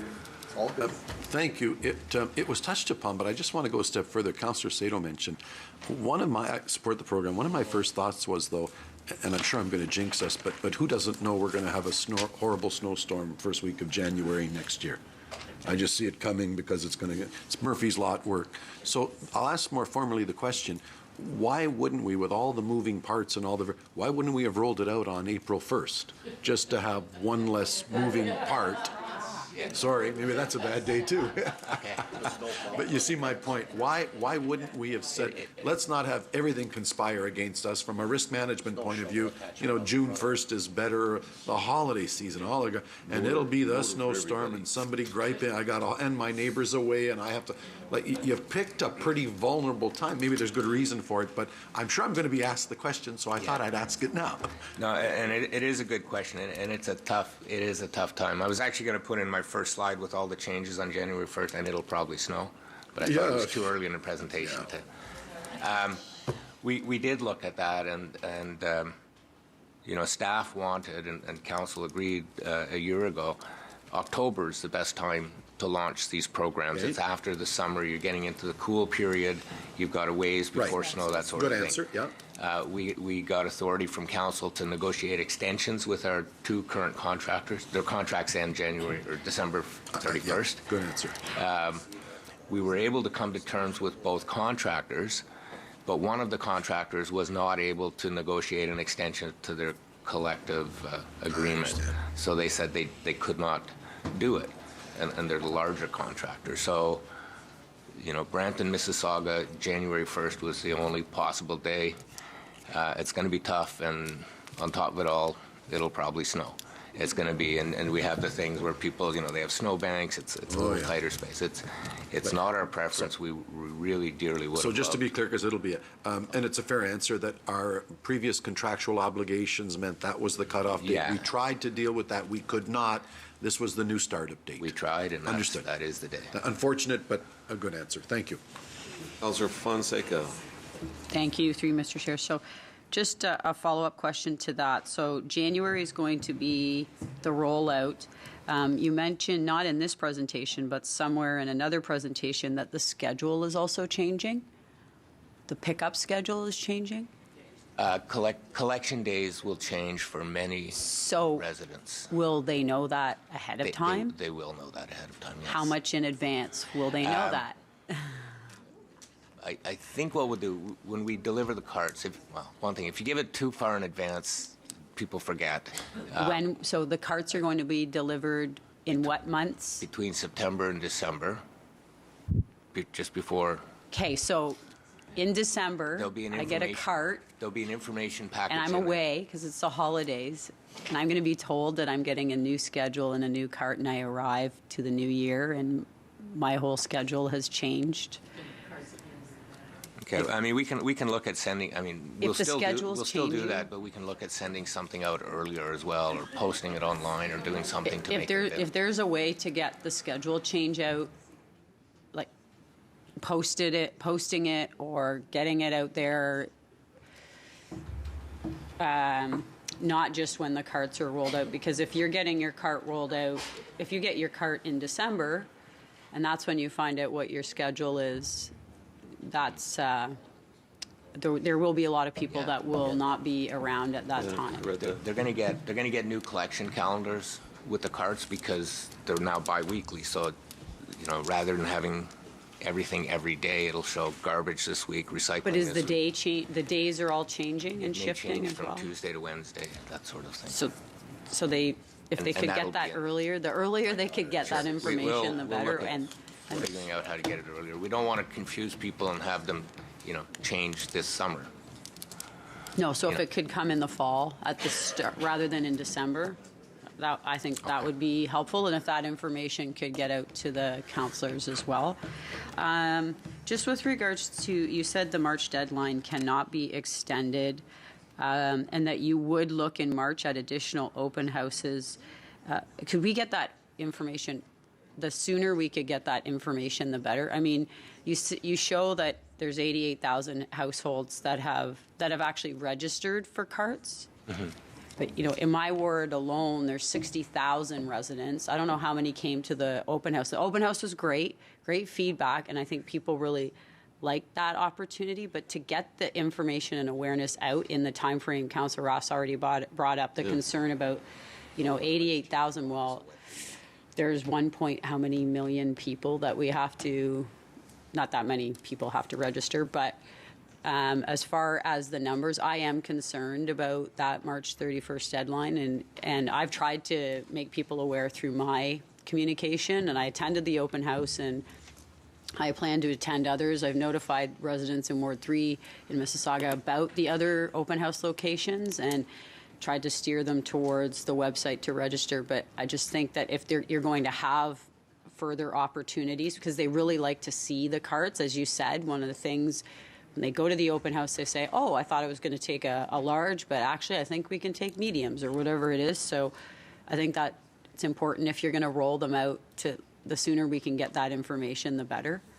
Okay, sure. Yeah, we'll make a point to get that out. And just today, I get a dashboard every morning of all these of the little graphs updates. that show what's going on. And there was a new set of graphs in today that I hadn't seen last week that we asked for was on a ward-by-ward basis. Okay, How if many we- people, what the yeah. uptake is. I had a couple of questions on just the formatting of it, but once we're satisfied with that, we could even share that. It gives you a pretty good If- snapshot of. If you could share that information, that would be, that's very important as far as knowing how many people have actually registered for a cart in the ward. And just to be clear, it's 88,000 households. 88,000 of 280,000 households, not of 1.3 million people. No, But I the know, number of but- people, the number is much higher that have Yes, visited. yes, I know. It's still, to me, I just concerned with the numbers of people I know that haven't registered or I'm thinking haven't registered just in my ward alone, so. And as far as the townhouse, it's been brought up already, but I think there is quite a bit of confusion around the townhouses. I don't believe people within the townhouses are aware that they have a choice or not. I think they're thinking that they have to stay with bags. I could be wrong. I don't know about that communication and how that went out. There's townhouse complexes that say no, we want to stay the way things are right now. And there's an assumption that they're using the, I believe there's an assumption that they're going to be able to use the blue boxes, not blue bags. And then there's a cost that comes with the blue bags. So I think information around that, clarification around the townhouse complexes needs to go out. Okay, we'll take a look at that. I know the flyer to townhouses went out a little bit later than the general flyer, so that could have caused a bit of the confusion. We'll take a look at it to make sure.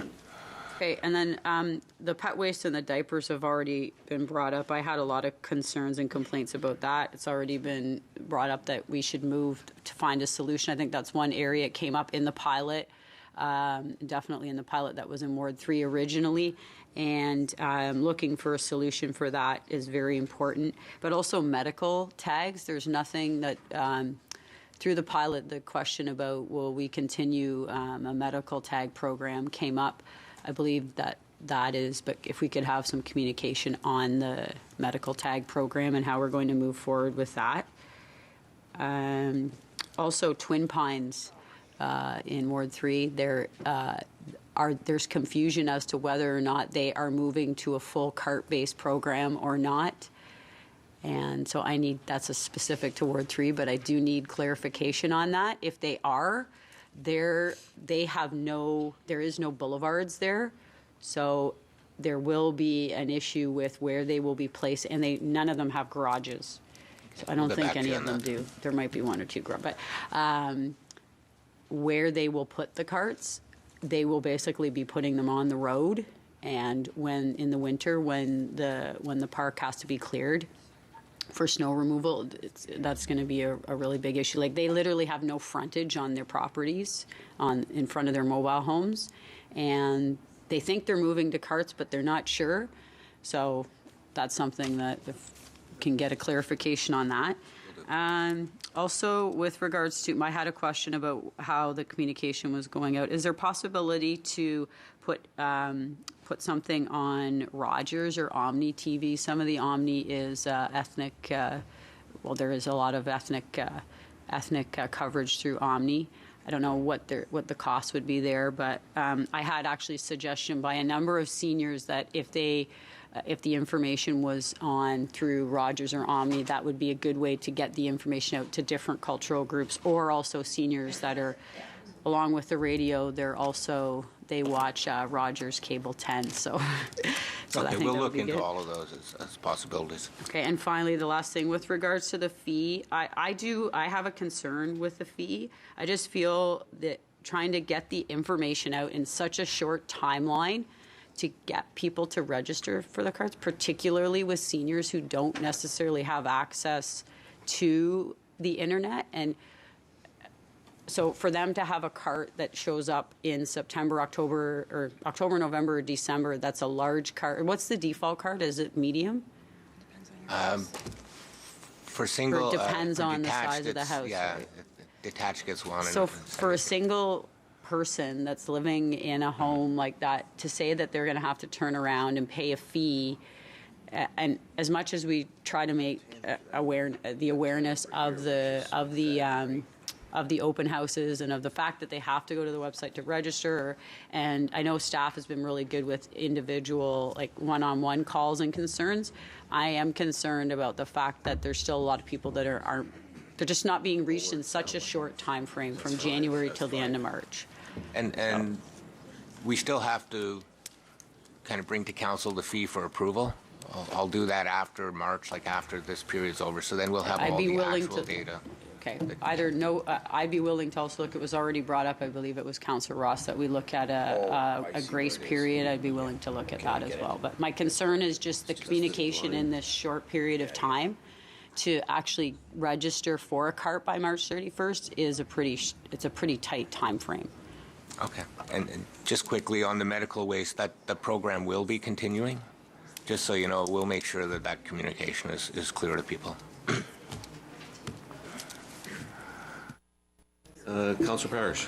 Yes, thank you. I was wondering, at the exchange period, when you pay your $25, if in fact you do you get to keep both bins, or do you have to give one back? It's not a dumb question. I'll tell you why in a minute. No, you can exchange one or both. It's $25 each, though. So if you want to exchange your garbage cart for a different size, $25. Our house is Action Central all summer. Yeah. Grandkids, cans, pop cans, adults, booze bottles.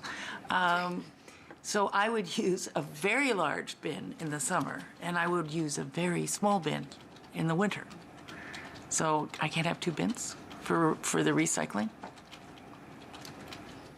Probably not. I mean, I'm a cart user right now. I live in a city that has carts, and I choose the one cart. Once I figured out where to store it, and that I mean, my use goes up and down in summer and winter as well, but I just, in your case, you'd probably, once you get the summer one, you'll know where you can store that cart. You'd probably just keep it, and it's not easy to... And then put it out once a month instead of every 2 weeks. That's your choice. Okay, well, I allow my husband to make the big decisions. He's already picked it, probably. Sure you do. I'll check when I go home.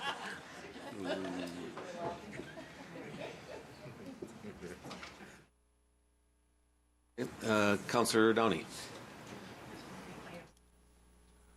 No, thank you. I just wanted to say thank you for the presentation, and also thank you to your team. They've been very accommodating anytime I've had a question, and coming out to the rural areas. Specifically yesterday, one of your team members took a lot of heat from my rural residents, and she handled it very well and very professionally, and I appreciate that. Thank you. Councillor Moore. Thank you. I know that default size carts have been identified depending on the housing type. Are you seeing a trend for those folks who have gone in to confirm their cart size where if you, for example, you said single homes, the default size was the large. Mm-hmm. Are most people in the single detached home opting for the large, or are you seeing a trend where they're opting for medium or small-sized ones that might make you want to rethink what you've chosen for them?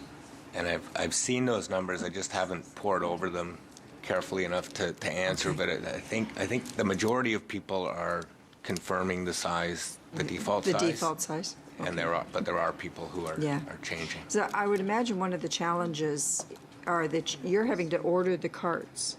That's why we're having people pre-register for the size of the cart. So to have a grace period for which you can switch it, you may find that you have an overstock of one size and not enough to replace, the one that they'd decide after 2 months or something works better for them. So I think we need to give some thought to that and really do the push to get people to but choose the right one. And I've been to a couple of the open houses, and I find the staff that are talking to people, people come in with a preconceived notion of what they want and are leaving with a better understanding of how the program works and a higher likelihood that they're going to choose the right size cart.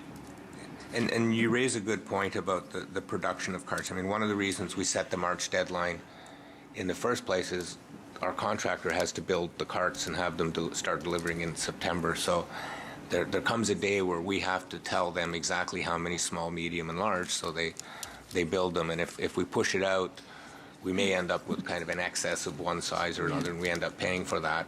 We'd put them into storage.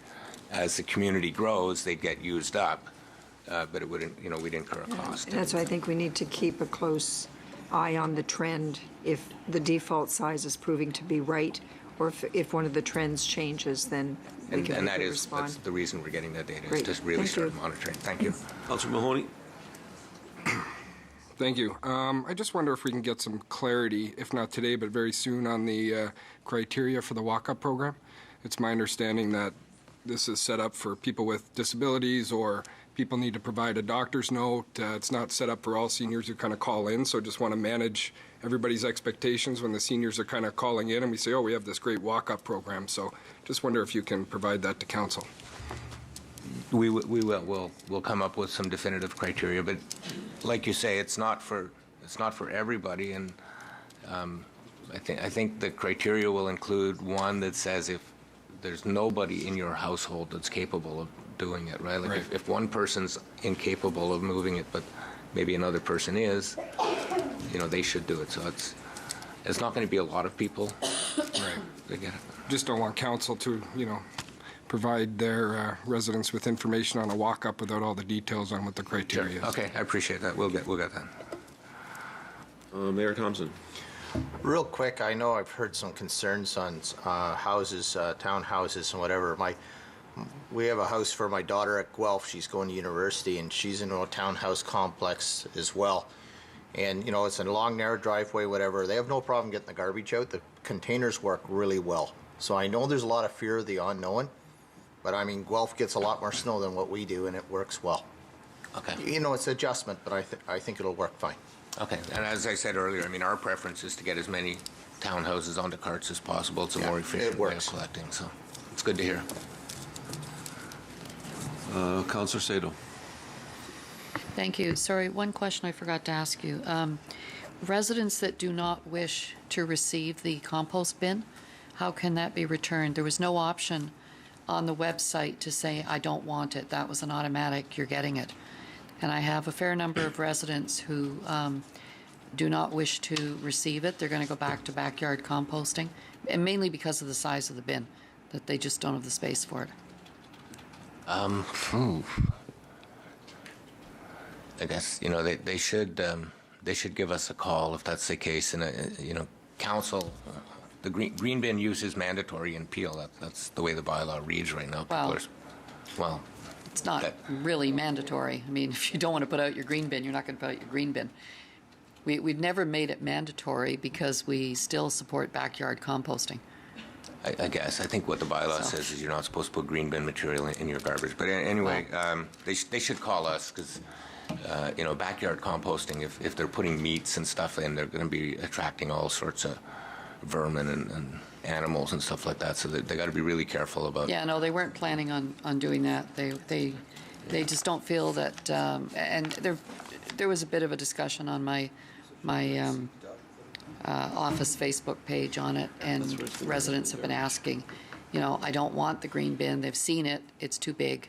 They'll never fill it. They just don't want to have that bin, and they don't have any other option for putting out their organic waste. They haven't been given another option, so they don't want the bin around. And when they went to the website, one of them said she tried to say, I don't want it, and she didn't have that option.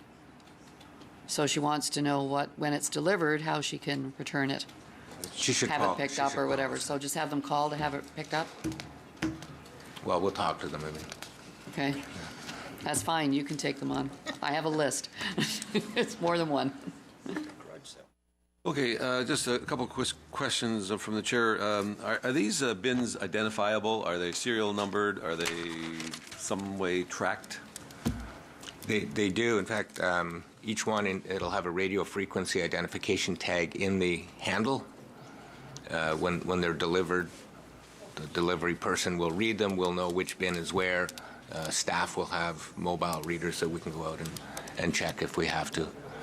I'm just thinking that with the new program and all the rest of it, that there could be bins switched around in different parts of the community, etc. I should double check, but I think they come with a white space where residents can put their. Well, I see some of the ones in the trial. They had numbers on them, so I'm not sure. But anyway, you can maybe get back. Yes, they do come. Okay, they do come with a serial number, and they do come with a white patch where residents can put their address on, and they have the RFID tag. And having not been part of the trial, are these one-person trucks now? There'll be combinations. Some of the trucks will be a single, just a driver, and it's automated, and they have a joystick. It picks it up on the side and dumps it in, but some of them will still be the rear pack trucks with a semi-automated tipper on it, so a worker comes out, wheels it to the back, and tips it in, so that the contractors are using some of each.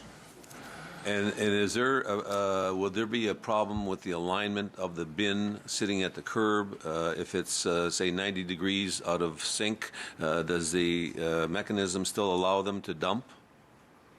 It does. I mean, it's better if it's pointing the way it's supposed to point. You know, I see on my street some people, you know, 8 years into it, and they still have them sideways and backwards and stuff. So it just means that the lid kind of gets caught in the mechanism too. I saw that. Matter of fact, when I was away over the holidays in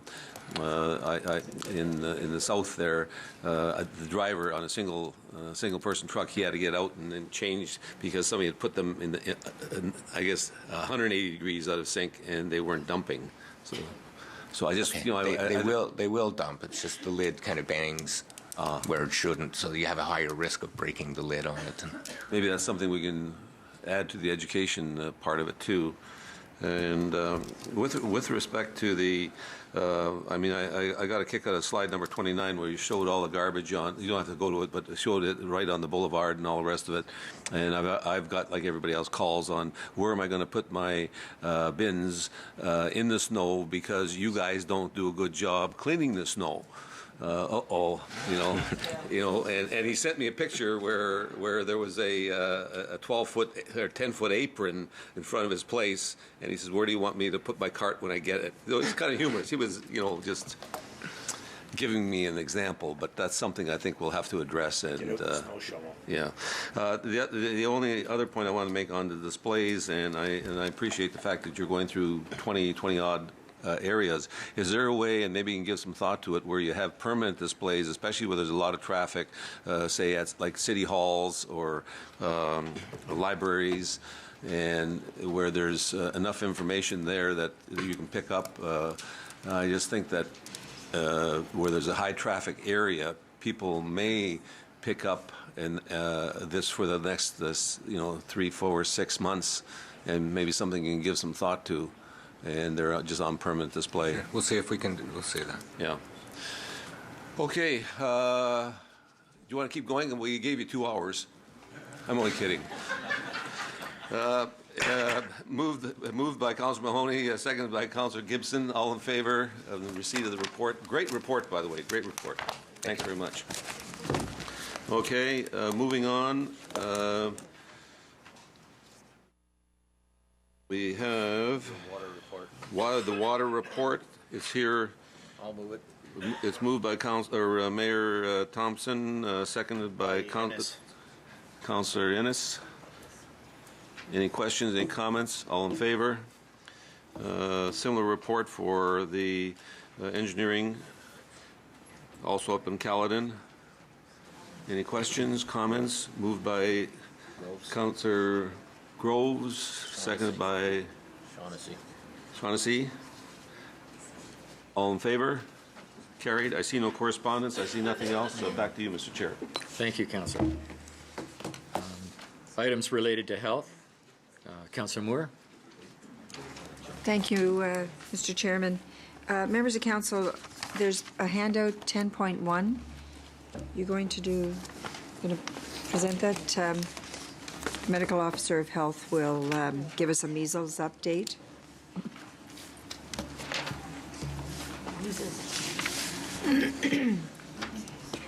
Thank you. Thank you. Good morning, members of council. A little bit of a change in tack here. There's been a fair amount of measles activities. I'm sure you've heard through the many media reports over the last several days in the Greater Toronto area. And we thought it might be a good idea to bring an update to you on what this means for Peel and what specifically is happening in respect of measles activity. So just to give you a little bit of an overall picture, here in this first slide, you have a sense, or we have some data on measles and measles activity in Peel and in Ontario for the period of time from 1991 to 2014. So as you can see from this slide, as recently as 1991, there was a fair amount of measles activity both here in Peel and throughout the province. In fact, as recently as 1991, measles was one of the top 5 reportable diseases here in the region of Peel, and we got about 300 cases per year. At that time in history, the standard across the province was for the provision of one measles-containing vaccine to all children. And we found, however, or what we know now, is that having one measles vaccine on board provides about 90% coverage against measles. That left about 10% of the population with inadequate coverage against measles. As you'll see again from the slide, in 1995 there was a provincial outbreak of measles, and this gave rise to the introduction of a second dose of measles to increase the coverage and the, to bring up the level of immunity to about 99%. And as you can see by the graph, there was success in respect of reducing that introducing, I should say, that second dose of vaccine. And as you can see through the chart, measles activity has remained at a very, very low level, both in Peel and Ontario since. So this, I believe, is an indication of the success of our immunization programs and gives us reason to continue to put efforts in our immunization programs so as to achieve this kind of protection for our residents in Peel and throughout the province.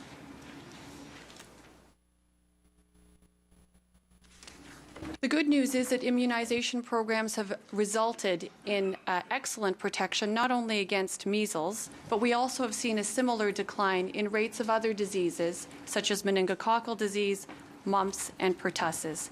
And as I've tried to outline to you, part of this is due to such things as changes and additions to immunization programs that have been introduced over the last several years, and also through our activity here as your local public health department in ensuring that student immunization coverage rates remain at a high level. And as indicated on this slide, the current coverage rate for Peel students is about 96%. That being said, measles does continue to be a problem throughout the world. It is the leading cause of death amongst young children globally, despite the availability of a safe and effective vaccine. 2012 data would suggest that around 122,000 people worldwide died of measles. However, it's important to note that many of those deaths would have occurred in countries, the developing part of the world, where there are a number of other issues, not the least of which would be poor nutritional standards. Canada, thankfully, has been free of endemic measles since about 1998, which means that when measles does present itself in Canada, it's introduced from elsewhere by and large. And we have, again, based on our data, our surveillance data, 57 cases of measles have occurred in Ontario in the time period from about 2009 to 2014. Just last year, there were a couple of measles cases that we had to deal with here at Peel Public Health. That created a fair amount of work for our staff in order to ensure that adequate protection was provided to our community. And we ended up following up, I should say, on over 1,000 contacts of 2 measles cases just last spring. So you can see that while measles is no longer endemic in Canada, it does continue to pose some threat to those of us here in Canada, and particularly in Peel.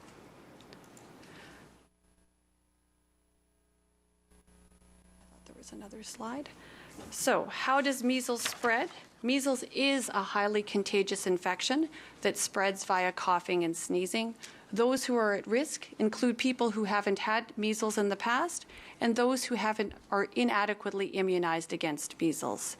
It is contagious until about 4 days after the red rash first appears. That's the characteristic sign of measles, and it may take up to 21 days after exposure to a measles case to actually start to develop symptoms of the disease itself. So this is a little bit of a high-level summary on the kinds of symptoms that one might expect to see when dealing with a measles case. Unfortunately, like many other viral illnesses, measles often starts off in a very non-specific manner. High fever, general cold-like symptoms, you get a cough or a runny nose, sore red eyes, and some degree of sensitivity to light. What really brings the diagnosis to the fore would be the characteristic rash of measles, the appearance of the red rash lasting about 4 to 7 days, and in some cases you'll get these little small spots inside the mouth. This is a rather serious case of measles that we have depicted here. They don't all necessarily present like this, and in fact measles is not an easy diagnosis to make. So why are we concerned about measles? Well, we're concerned about measles because there are many complications that are associated with measles cases. And those of us who were alive in the pre-vaccine era may be more familiar with these complications and may in fact know people who suffered from those complications. One of the first complications and one of the most common complications associated with measles would be otitis media, which is an ear infection. That occurs in about 5 to 10% of cases. Pneumonia is another important complication of measles and can be quite serious, occurs in also about 5 to 10% of cases. Now, getting into the more serious complications is encephalitis. Encephalitis occurs in about 1 out of 1,000 cases of measles. Again, we're talking about inflammatory conditions of the central nervous system that may have long-lasting, debilitating neurological impacts on the individual in question. And of course, in about 1 to 2 cases out of 1,000, measles can result in death. It's important to note that children under 5 years of age are most at risk for complications, as would be people who are immunocompromised, either because of other existing medical conditions or medical treatments. And also important to note that measles during pregnancy can result in some very negative outcomes associated with that pregnancy, as listed here on the slide. So what do we do? What does your public health department do in respect of precautionary measures against measles? Well, first and foremost, we have immunization. As is the case for virtually every activity that public health undertakes, we seek to adopt a prevention approach to all matters related to health. And immunization, as I mentioned before, is a very effective method by which to prevent measles. However, when measles does occur, we do engage in other precautionary measures, such as follow-up of cases of measles and their contacts, particularly so that we can exclude those who are exposed to a case and are susceptible from high-risk settings, places where they're likely to spread the disease to other people who are at higher risk for complications associated with measles.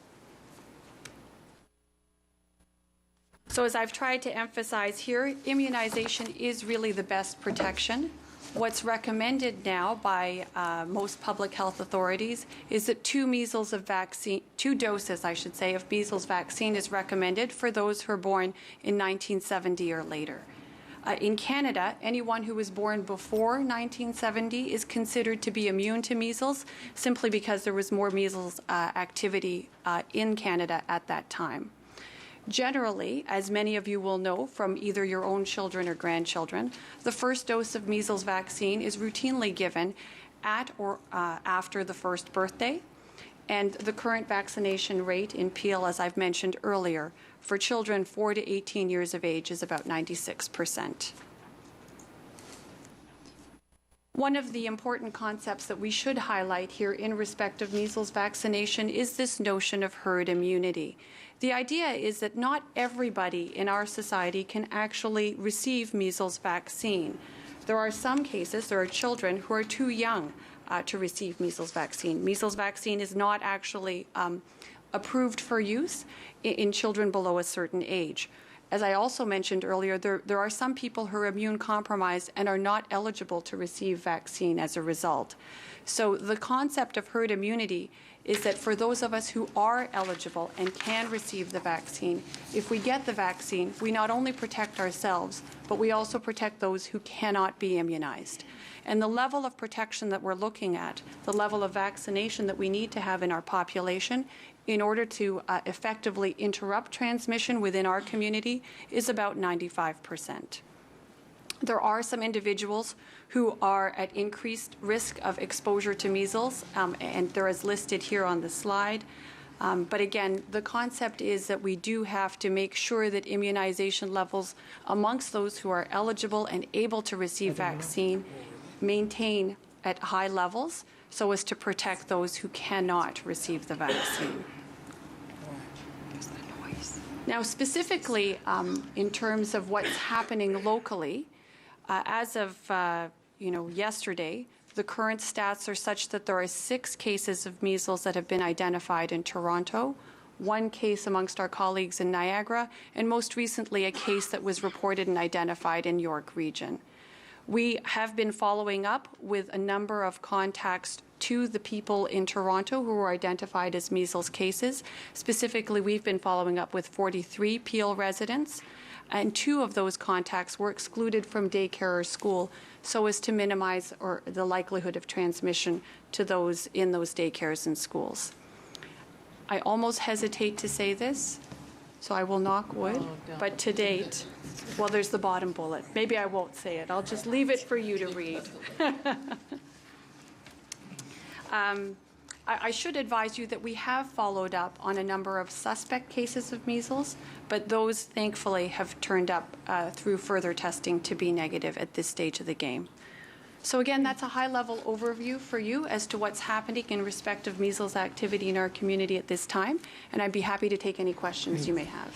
Thank you, Dr. DeVella. I have somebody on the board, Councillor Groves. Thank you, Madam Chair. Thank you, Dr. DeVella. And at the bottom slide says that you're doing a good job. That's why it says what it says. Yeah. Just a quick question, and I know the notices that you send out through the schools, do you get good responses from these parents when they go out? Are they following up? Are you... Which notices specifically? So children that are not immune. So if they've missed their vaccine and you send them out saying your child has not received this vaccine, are you getting good responses from them, and do you have a way of tracking? Yes, we do. We absolutely do get very good response. People do provide us with the information, and as I mentioned, the refusal rate is actually very low. So we actually get 100% follow-up. We know exactly who has been immunized, who has indicated a medical exemption or exemption for other reasons or requested other exemptions. So we have a full list, and so we do get very, very good response. And you have a good that. tracking system. We do. Okay. We do. Good. Thank you. I'm quite confident about that. Perfect. Thank you. Thank you. Seeing no more questions, would someone like to move receipt of the presentation? Councillor Groves, Councillor Gibson. All those in favor? That's carried. Thank you. The next added item came out with your additional agenda items, the HPV immunization report. It is here for information. I see no questions. So can I get a mover and seconder? Councillor Palashi, Councillor Starr. All those in favor? That's carried. Thanks, Mr. Chairman. I'll turn it back to you. Thank you. That moves us to other business, and there is a request from Michelle D'Emmanuel, President and CEO of Trillium Health Partners, and Edward Sellers, Chair of the Board of Directors of Trillium Health Partners, to delegate to the March 12th Regional Council meeting. I'll need a mover and a seconder for that. Moved by Councillor Palashi, seconded by Mayor Crombie. All those in favor? Opposed, if any? Carried. There's no notices of motion. Bylaws.